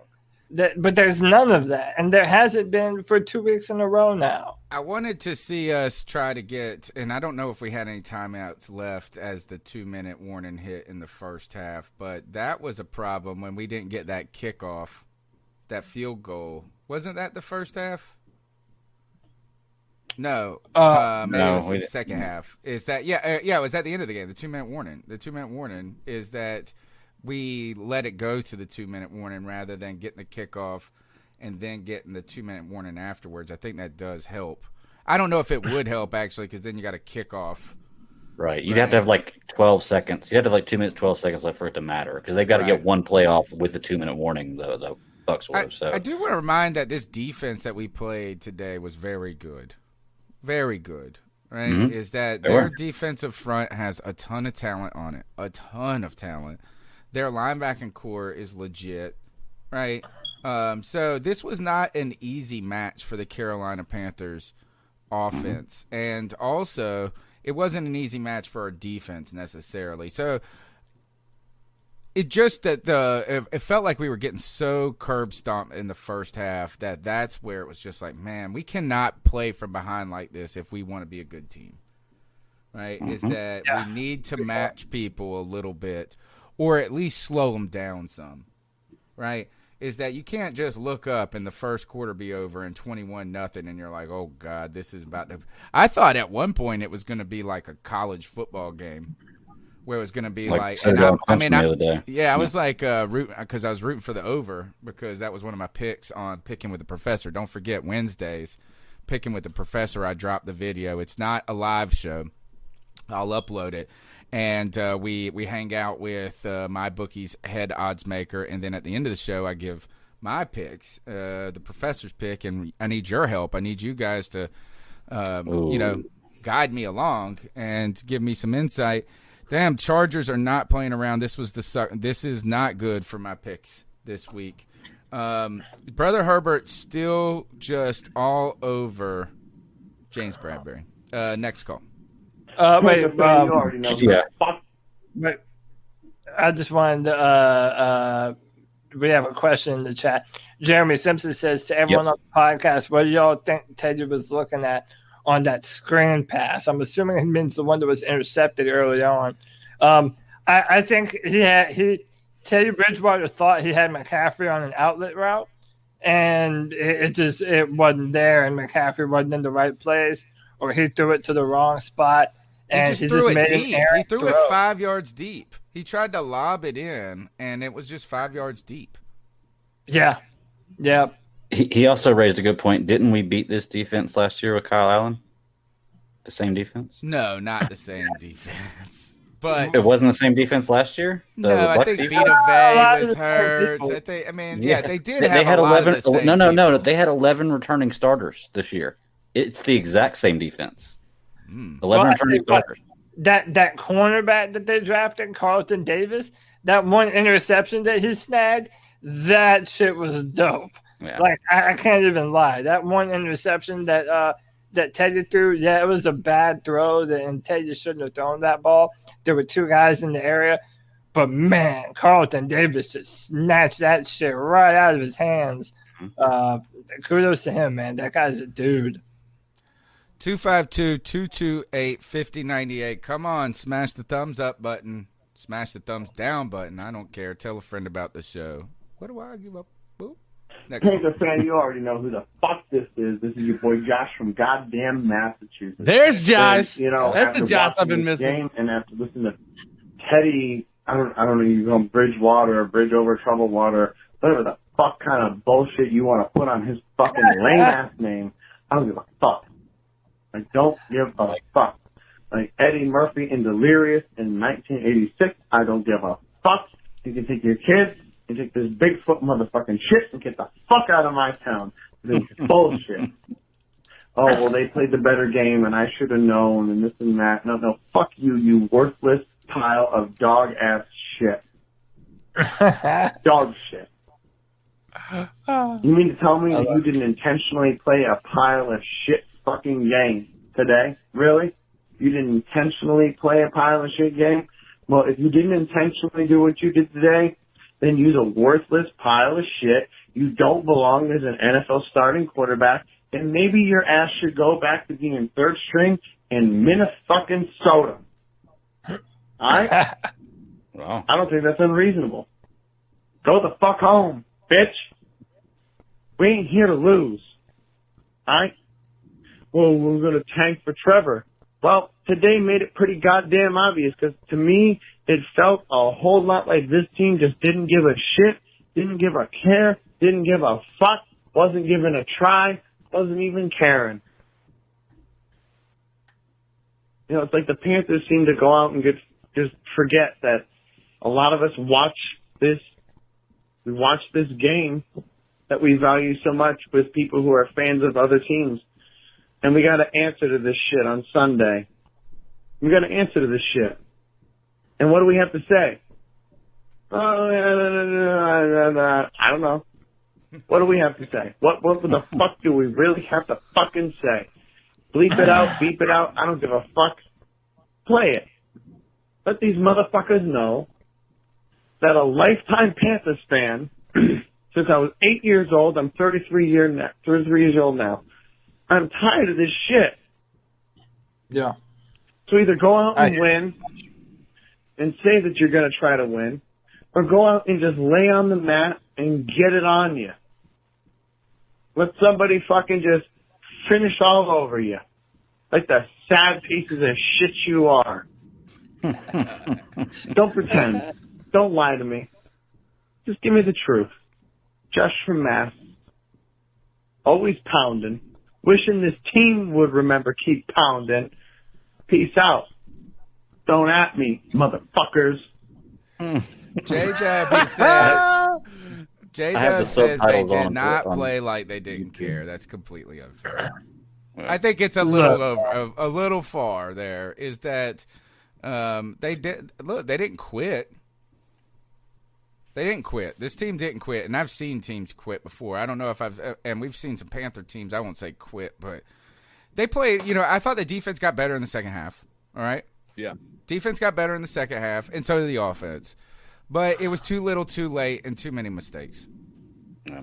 Well, the defense wasn't bad. It wasn't terrible in the first half. The first 14 points they got were off turnovers, and they had short fields. Yeah, again, so, those turnovers and penalty. There were, go back and look at when the penalties occurred too, right? And on against us on the offensive side as well, right? The one where we got the illegal motion, right? That hurt and set us back. I did have one question about this, and maybe the people in the chat room, maybe you guys can help me with this. Is the penalty that there was an offsides call on the Bucs, and then there was a holding call on that play, and the holding canceled out the offsides. Why is that the case? The offsides penalty, to me, happens first and gives the defense an advantage. And therefore, like the play, you had to hold to make sure your quarterback didn't just get destroyed. Because you had an advantage. Yeah, I feel like they should almost whistle the penalty dead once the Panthers completed a penalty. If he was unencumbered directly to the quarterback, they do. Like if that happens, and it's because of the offsides, then that 100% they'll play it, call it dead because there is no protection, and to let that game that play continue is just they're trying to allow for a free play. Right. Because that's something that is, obviously within the rights of the offense to be able to continue that game or that play. But I think also with that, that should be taken into account. If there's a hold, that shouldn't be held against the offensive line for trying to protect their quarterback from getting a blow because the person was offsides to begin with. And it seems to me very similar. It seems to me similar Or I guess what I feel like it should be similar to is kind of like a hockey play, right? Mm-hmm. Is that as soon as a penalty is called, if you are maintaining possession of the puck, you get to play until the other team touches the puck, right? That's why we see teams take shots downfield when there's an offsides, right? You see Aaron Rodgers, he's like, I don't care if it's interception, it's going to be blown dead on them. I feel like once that the penalty occurred by the Panthers, they should have blown the whistle and said that would be like the defense touching the puck, kind of. And it seems ridiculous that it's offsetting and the play counts, right? Or did they have to redo the down? Maybe I'm wrong on that. Maybe they had to redo the play didn't count. They had to redo the whole down, and I guess it all depends on whether it's a pre-snap penalty that's going to stop the delay or not. Because too many players in the field, off signs, lining up in the neutral zone, those don't stop the play before the snap because, like you said, it gives them a free chance. But with the Sioux, I didn't watch it, or I remember the play, but I didn't go back and look at the exact where he lined up. You can't say that if he lines up 3 inches over the line that they had to hold to block him. I mean, for me, that's like saying that if there's a guy who was 2 steps off the field and the quarterback snapped the ball when he was running off, and that too many men on the field, that they had to hold to stop that extra guy in the field. I mean, I don't now if he's clearly across and he's trying to blitz and he jumps the line, a second before the snap, that's something. You're right, that's unevaded to the quarterback. They've got to stop that. But I don't think 3 inches lining up over the line, which I think is the way. Right, but the thing is that if you have an advantage as the defense. The advantage exists no matter what. Inches? Well, I mean, there's a rule. It's a rule for a rule. Yeah. I mean, I just don't. It sucks when we actually came out worse. Had we have gotten the penalty, I feel like that 5 yards would have given us a first down. I think I might be wrong on that. We'll have to go. No. It was no. We were at 17 yards back or something like that. Oh, okay. It was not. Yeah. It might have gotten us closer to the idea of doing a field goal or something. Hey, can I say something real quick? 100%. I'm going to do it anyway.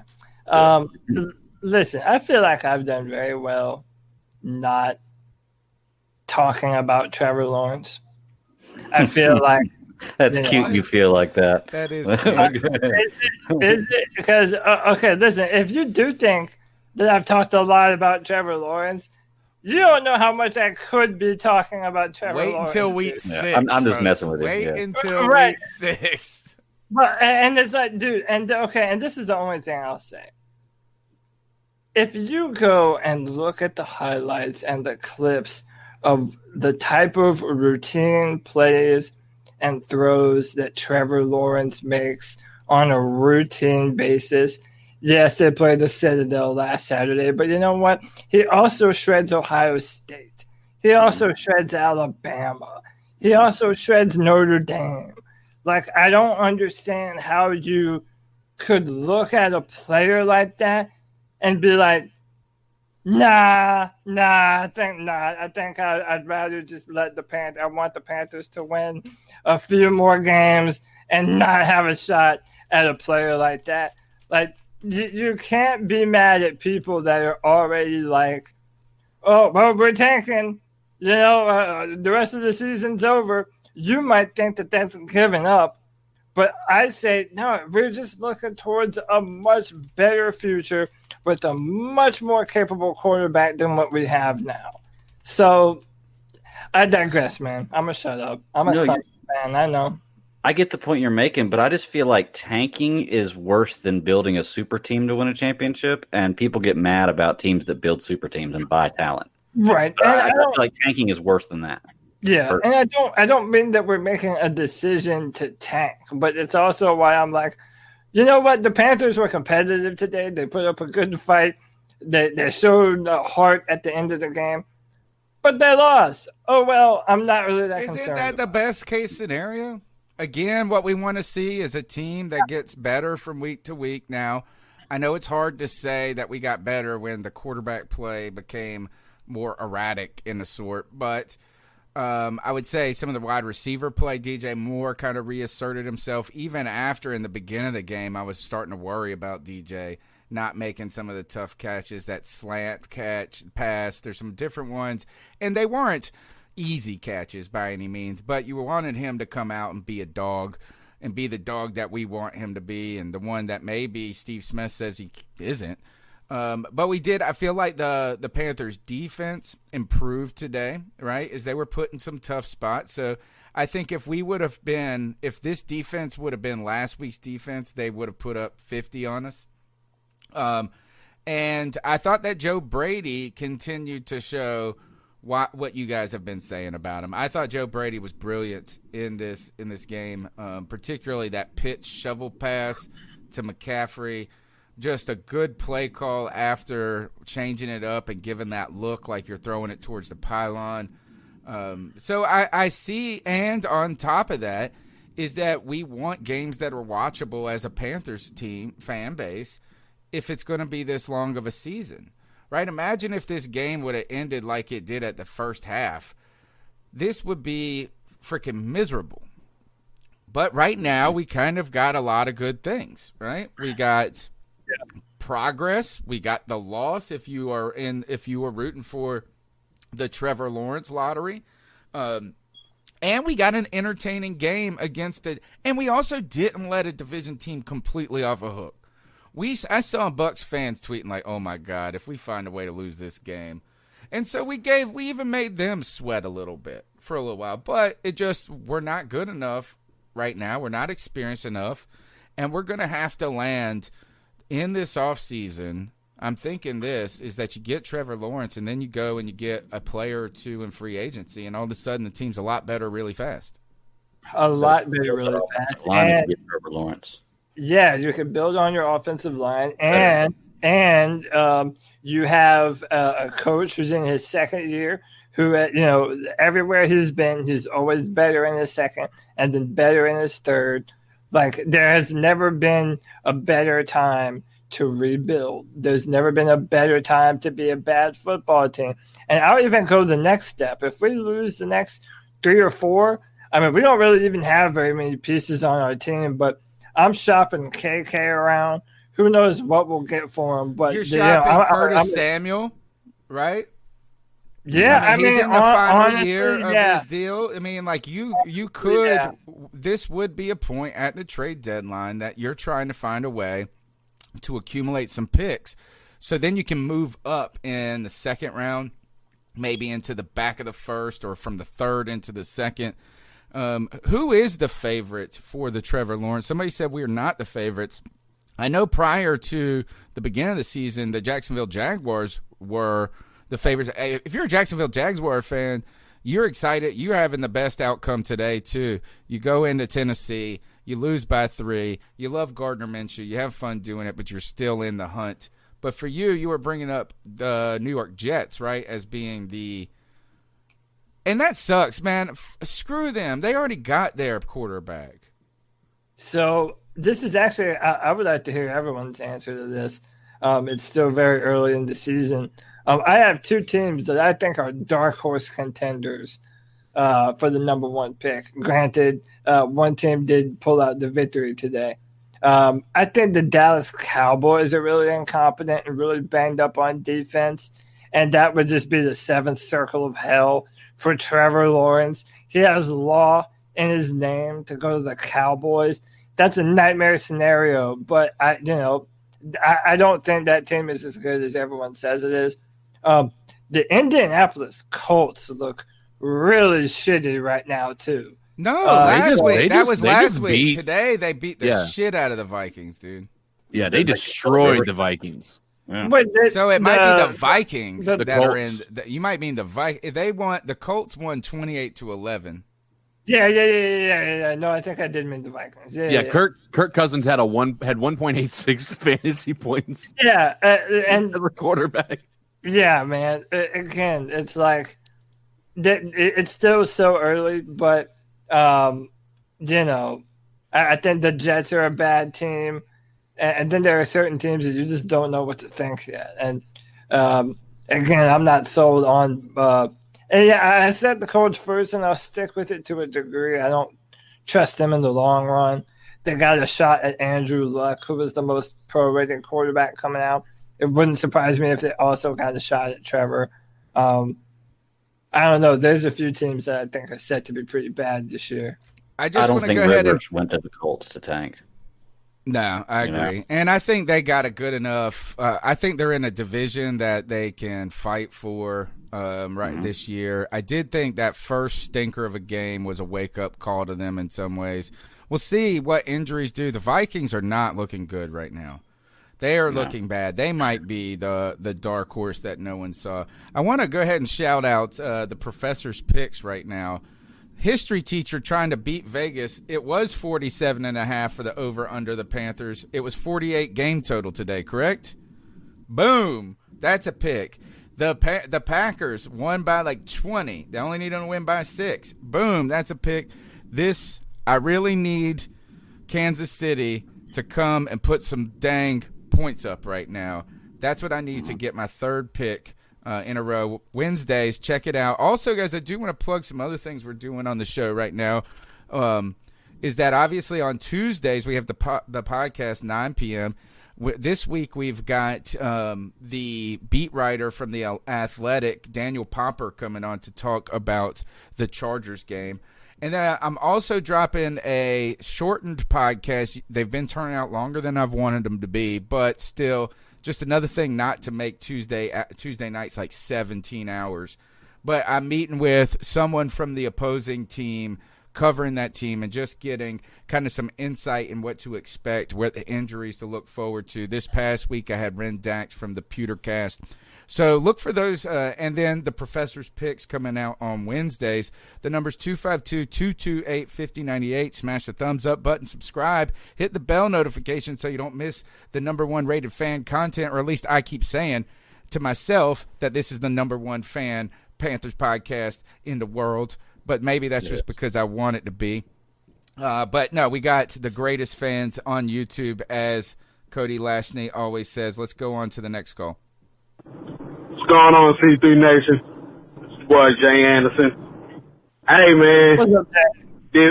Are we still in 2019 or something? Hey, man, I expected this, man. It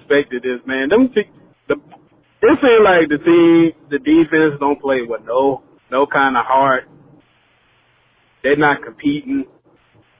I mean, Tampa, it's not like Tampa Bay was scoring. Tampa Bay offense was just they were not doing anything. We just gave them, the ball. We just gave them the ball. We just gave up that touchdown with Fournette, man.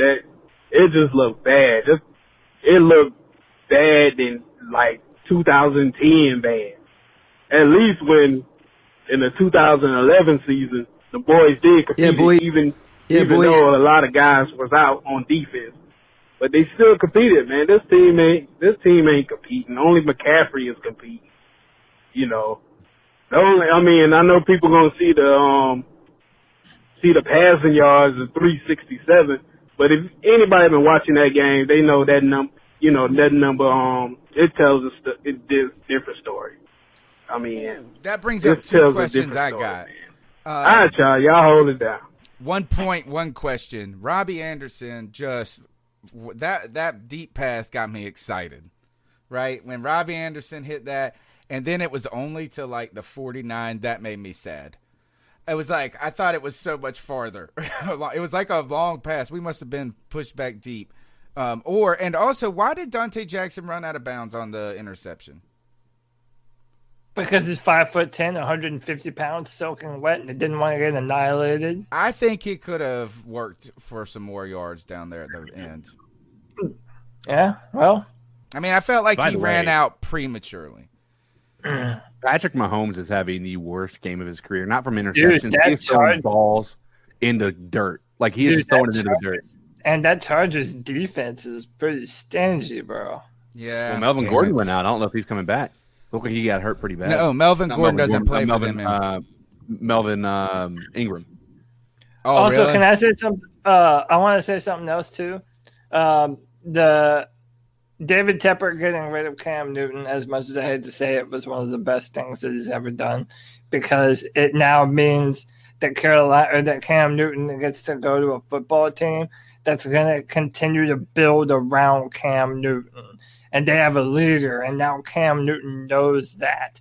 And now Cam Newton doesn't have to be a part of this rebuild, getting his ass handed to him all year. So to everybody last week that was saying, oh, you just shit, you miss Cam Newton, you're a Cam Newton stan.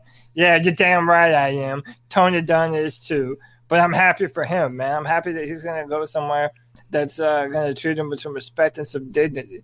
I have a problem with the one thing though. I don't think that the Pats have any intention of of looking at Cam as the long-term answer for them either. Like the way they're running him. Yeah, the way they're running him, like they're clearly, and I told you guys from the beginning of this, they have no intention of his longevity of his career. Disagree. Like they're running. I disagree, man. Him running is the safest thing for him in a bad pocket. But that's what I'm saying. But what I also think about when you look at it from that perspective, as he is getting older and he does now have an injury history, if he's running, yes, he was not getting hurt from his runs. It was mainly from his scrambles and his, late hits. As he's getting older, his runs become an issue. Not many running backs can make it that long in the NFL, especially with his body type. So I'm saying I just on the opposite end of this one. I think that he's the one guy that can do it.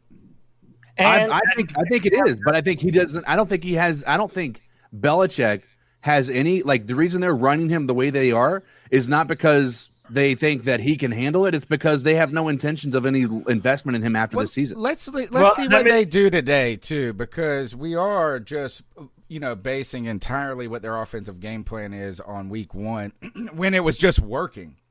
You know what I'm saying? Yeah. Like that was. Bill Belichick and Ron Rivera got chubbies last week watching Cam do what he does because they're defensive type coaches and they want to win like that. That would, to them, that's like the best way to win a game. It's like in Call of Duty playing snipers and knives only. You know what I'm saying? Or back in GoldenEye, it's like you got to win the cool way. That's the cool way. I'm interested to see because Cam did not look as a bad. He wasn't prolific as a passer last week. But if you watched him, he was not bad. And he was not bad. No, he was not bad. He was better than that. It just didn't translate into touchdowns or a ton of yards because they were having so much success on the ground. I'm very interested to see what happens this week. It's going to be we're going to get a better insight into what Cam Newton is at this point in his career tonight versus the Seahawks, because they're not going to be able to just run it just like that. It'd be hard to. It's going to be a lot harder to. They played the Dolphins. I don't think. But interesting point. Are they in it for the long haul with Cam? But maybe not the long haul, but maybe 2 or 3 years. Yeah. Hey, listen. So one, I'm gonna go on record. I don't know if they're gonna win. I think Cam Newton's gonna ball the fuck out tonight. Me too. And he's going to continue. And he's going to continue his season of vengeance. Where I disagree with CK. I don't think that they're looking to get rid of him after this year. I think listen, whether you like it or not, Cam Newton wants to run the football. Not saying that he doesn't also want to pass it, but Cam Newton likes getting his nose in the dirt, putting his shoulder down, and mowing you the fuck over. That's what Cam Newton likes to do. And even though that might be detrimental to his health long term, but I think they have the mindset of, well, if we want to do it and Cam Newton wants to do it, then we're not going to play scared. We're not going to go out there thinking, oh, well, he might get injured, he might not. I mean, Cam's injuries over the past few years have come from inside the pocket more than anything else. Don't you think it's hard, too, Cody, to gauge a little bit of what the long-term plan is for Cam, both for himself and the coaching staff when he's on a 1-year deal? So Cam's goal is to ball out no matter what to get paid. Or at least that would be my goal, is that if he balls out, there's an opportunity he's either just going to get paid by somebody in the league, or there's a good opportunity he's going to get paid by the Patriots and be around there in that successful system. Right. So, there's at least a chance that Bill Belichick sees that and goes, oh, okay, I have a different kind of player that I can build around now. So maybe next year when he has the deal, if he's used like that, or not the deal, but if he's used like that for more than 1 year, I think that Cam is putting the pedal to the metal this year.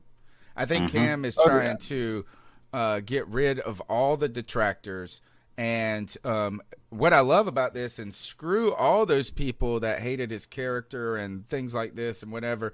Look at Josh McDaniels and him fist bumping. Damn, everybody. This is the whole point, is Cam was never a problem to the team. He was really, and even in those slim cases where Cam had the worst game on the field, which was not the most of the time, what we, as the Cam Newton stands, always argued was this, is that had you have put somebody else back there, it would have been so much worse.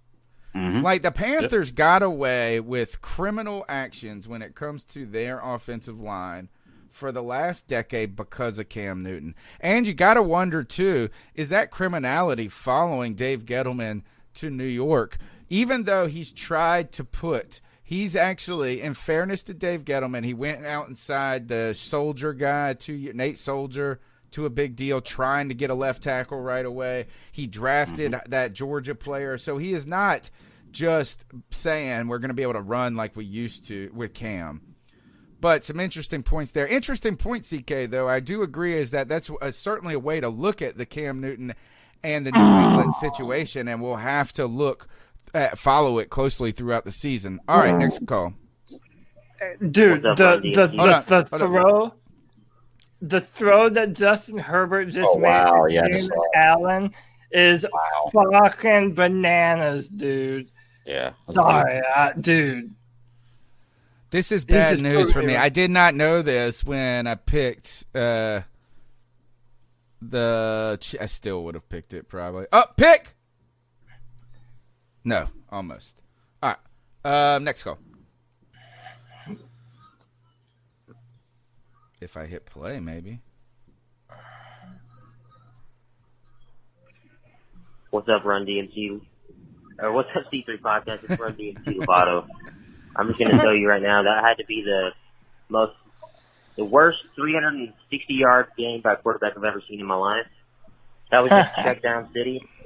Teddy Bridgewater does not know how to lead a receiver in stride. I have to see DJ Moore diving for the ball backwards every play. We're doing great. I love. This is exactly how I predicted the season to go. I predicted Teddy Bridgewater would be shit, which he is. All he knows how to do is throw check downs. He can't throw the ball past 20 yards. Everyone on the defense knows. That's why they're stacking the box, and that's why they're fighting. They're fighting for the ball, and that's why he's throwing picks, because he doesn't threaten the deep ball. But it's all right. Yeah, we're taking for Trevor, baby. It's how it's supposed to go.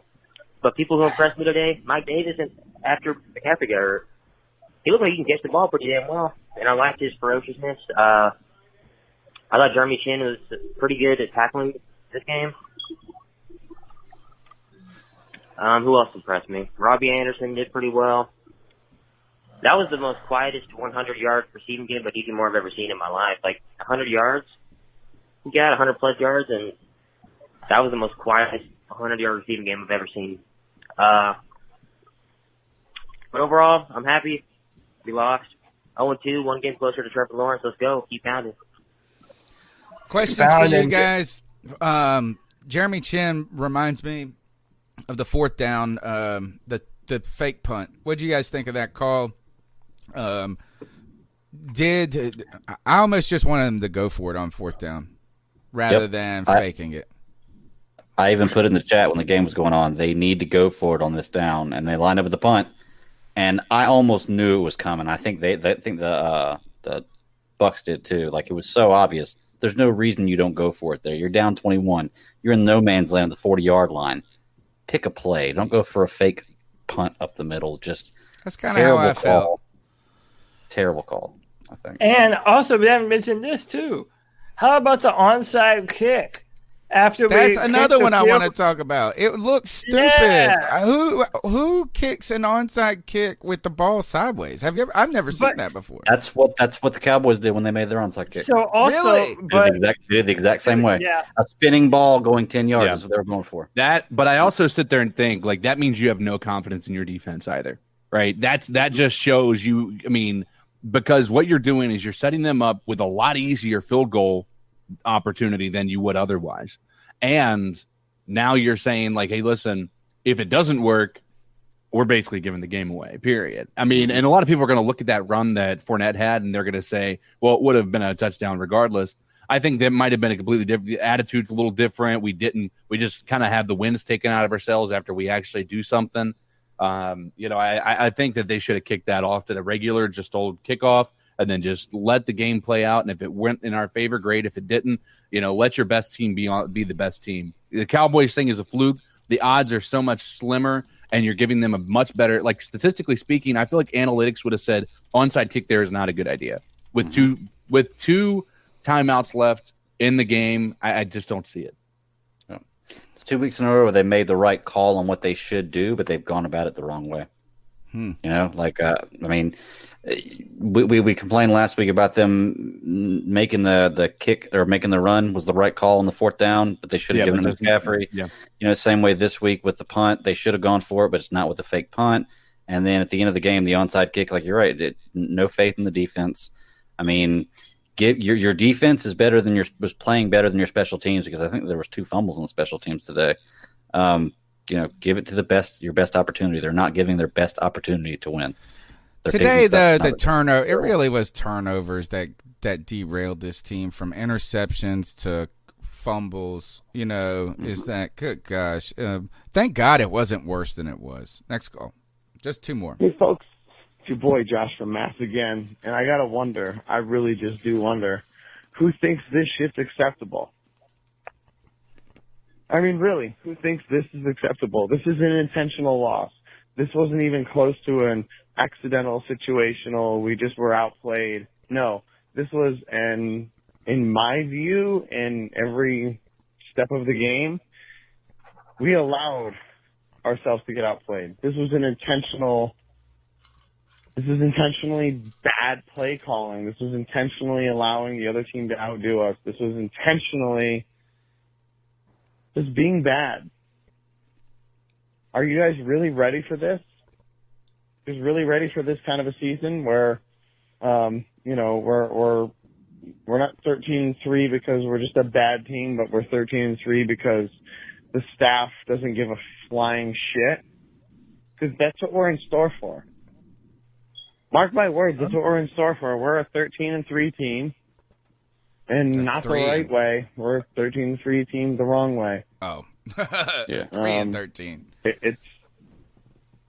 It's pretty disappointing. It's pretty disappointing that we have a coach that thinks this is acceptable, to just flounder and flop on the deck like a fish, for those, SpongeBob SquarePants fans in the group. But it's embarrassing. Like, they don't understand that, a lot of us watch football games with our friends every week, and, our friends aren't all Panthers fans. Go out and put a product today. worth watching on the field. Otherwise, just don't fucking go out at all. Don't bother. Yeah, Seriously, Josh don't had bother. a bad day, dude. We don't need to be embarrassed.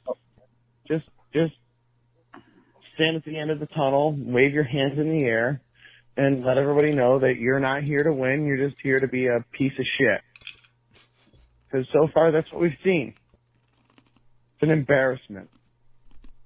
It's a goddamn embarrassment. We're 2 weeks in, and I'm already sick of it. Get better, or just don't bother showing up.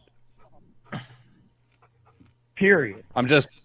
This is like Cody said, accepting mediocrity. Don't waste my enthusiasm. COVID has taken a lot away from most of our lives. And here we are 6 to 8 months later, after the draft, or whether the end of whether the end of the previous season, whatever you call it. And it's a shit show. This is what we get. We get a total pile of shit show. Wonderful. I want By the way, Teddy Bridgewater's a piece. Why did we expect much different, honestly? No. And I don't think the team, I don't think it is as bad as he's saying it is. I don't think we look out of sorts. Today, we're calling decent defenses. We held them at times. We didn't. We're just not ready to be a good team just yet. No one thought we were going to be. Here's the reason I say that we have a good chance. I know we're not favorites, but look at our schedule. These were 2 of the most winnable games that we've had. and we lost. Look at our schedule. It is tough sledding from this point. How is Yeah. this? By the way, a so game? now we just find out that we're playing Justin Herbert next week, Yuck. who is currently in the midst of throwing BBs around the field on the Kansas City Chiefs, no less. They don't have a great defense, though. They have they're a not Super bad. Bowl No, they're winning not bad. Their defense. front four is a lot better than. Their defense won the game for them in the Super Bowl. Okay. All right, let's get into the last call. All right. Yeah, boys. It's your boy Jay Cryer. What's up, Jay? I just want to say This is my brother. From I'm disappointed, because it was obvious we were rebuilding. It was obvious, yeah. Why go out and spend the money on Teddy? He's not a game winner, is he? He's an average quarterback. Why spend the money on an average quarterback when you're rebuilding? Give it to Carl Allen, give it to Will Greer. I don't care. But we're building. That's the problem. We're kind of in the middle. We're not committing to either. We're not committing to tanking, and we're not committing to trying to win. So we're in the middle, but it is what it is, I'm also gutted watching CMC wasting his prime and a team that ain't going to win. So I'm disappointed, but you know what, boys? Keep pounding, and everyone's invited to Ibiza. Ibiza, man, is the. You guys got to Google it. That place is the bomb. It looks like just a straight party place. We are. I will remind. We are 0-2 though. Yeah. So we are winless. We are winless, and the less wins we have, the better we get to, the closer we are to actually tanking, and also I am so much closer to winning my bet against Greg. Yes, it looks like you're definitely going to win that bet, but it's okay. I think I'm going to win everything I have against Cody. So I'll make Yeah, you're gonna get a clean sweep, bro. Yeah. All right. Okay, so let's do this. I'm not going to play the music because people get mad at me because he's not on our team anymore. But we used to last year have a dab on him section, sort of the game ball. That was the dab on him play of the week. We miss Cam. I still want to call it that, but I hate just giving the game ball or the play of the week. But who was the player this week that caught your eye, or what is it that you want to kind of give that game ball? We'll go around the horn here, and then we'll close on out. All right. Man, that's tough, dude. I got to go first. Yeah. Let me go first. I'm giving the game ball to Joe Brady. All right, that's a good I have been cautiously optimistic about Joe Brady. Right? Is that I just don't want to get overly excited. You guys said he was the savant, this and that, but for 2 games in a week, I feel like he's called a clean game. I felt like is that he has not been a problem for us, and he's put us in situations to succeed. Or can we bicker and quarrel over some of the minor components of it? Sure. Like, are there some plays I didn't like in certain weeks? Yeah, like I didn't like today. I didn't like the screen pass to 2 plays with Curtis Samuel. I thought were just dead from the beginning, dead in the water, and that was the wide receiver screen to him, and then that reverse one. But he did call another timely reverse at another time, and yeah, I didn't like the fake punt. But overall, I think that he has been calling a game. I think he's looked well in control. There's some questions about at least what Mark Schlereth was saying about you don't call a screen out on a cover 2 or something like that. So I'll let those guys tell if it's right or wrong. But the eye test to me says that Joe Brady's got it. I'm excited about that going forward. So game ball goes to him 2 games in a row. Like what I see. All right. I got one, a guy from the practice squad, Woodrow Hamilton today. I saw his number cost his jersey flash a couple times. He only had 1 solo tackle, but I saw a lot of pressure up the middle. He didn't do bad for a guy who just came off the practice squad and is, I guess, starting the spot for KK. So, I mean, for him, if he can be serviceable there, then that's going to help out. And, props to him for stepping up big time whenever they called him. Stephen Hardy says Joey Sly in the chat room. Tree 50 says Robbie Anderson, and Jay Cryer says Chin looks like the only guy who wants to tackle. I will say, to be fair, I didn't see many broken tackles. I feel like we wrapped up pretty well. It's just all the big plays were just out in the open. There were a few when Mike Evans was able to stiff arm some people and get by, but it wasn't the broken tackles wasn't the story of the and of the edge. today. I feel like we repaired a lot of things on defense that were such vulnerabilities last week, particularly the setting the edge. I wanted to say Brian Burns today. I saw Brian Burns playing hard, making an impact. He had a motor. Mistakes. He didn't give up. He was constantly chasing the play down from the back. I mean, he was trying to get there. They are using his aggressive, his get off against him and letting him get farther upfield, but allowing Tom Brady to step up in the pocket and give him a little more time. But I mean, he's made some good moves. So I do agree. I think mine has got it. I mean, how do you not? With the way that he has fought, how do you not give it to Christian McCaffrey? I mean, like he is the only reason. I know it seems like low-hanging fruit, but when you look at the runs, he wasn't running through giant holes. He was still trying to do everything he could to make people miss. People were in the backfield when he was going. Like he made I think one of you guys tweeted it. Any other running back would have been negative yardage today. And Christian McCaffrey still found a way to make some sort of positive out of it. Yeah, so I Christian agree McCaffrey gets my game ball. All right, you're last. Yeah, I'm going to give my game ball. I mean, listen, it's kind of low hanging fruit, but I'm giving it to Christian McCaffrey. The dude puts on, man. Like he runs so hard. He had 2 touchdowns today. I think he broke 100 yards. If it didn't, it was damn near. And again, man, he puts on for this football team. He runs like he has something to prove. And again, it's one of those things where it's like whenever you would see Luke Kuechly playing on the football team, we've been through the seasons 2016 and 18. And you see Luke out there just doing everything he can, but to know it's all for naught. It's going to be rough, man, because I feel like it's going to be like that this year for Christian. But dude, he's such a beast. And again, I'll try and find it so that way we can play it on Tuesday night. Dude, Christian McCaffrey stonewalled Vita Vea on a pass block, man. Ultimate team player. You're not gonna believe this. You're not gonna believe this. He only had 59 yards rushing. Really had 59 while I made it was not good. And he only had 29 receiving. Dude. Which I think don't you only need 60 and Mike 60 Davis had every game to break receptions for 74 yards. Oh, by the way, can I also make a way too early prediction? Kyler Murray is winning MVP this year, bro. Dude, he looks good, bro. What's going on? Tell me, he had one interception. I got DeAndre Hopkins on my fantasy team. Am I happy? I haven't looked at the scores yet. I was last week. You will be happy, yes. But dude, Kyler Murray is doing and is capable of doing everything that Lamar Jackson did last year. And dare I say, he's a better thrower of the football than Lamar.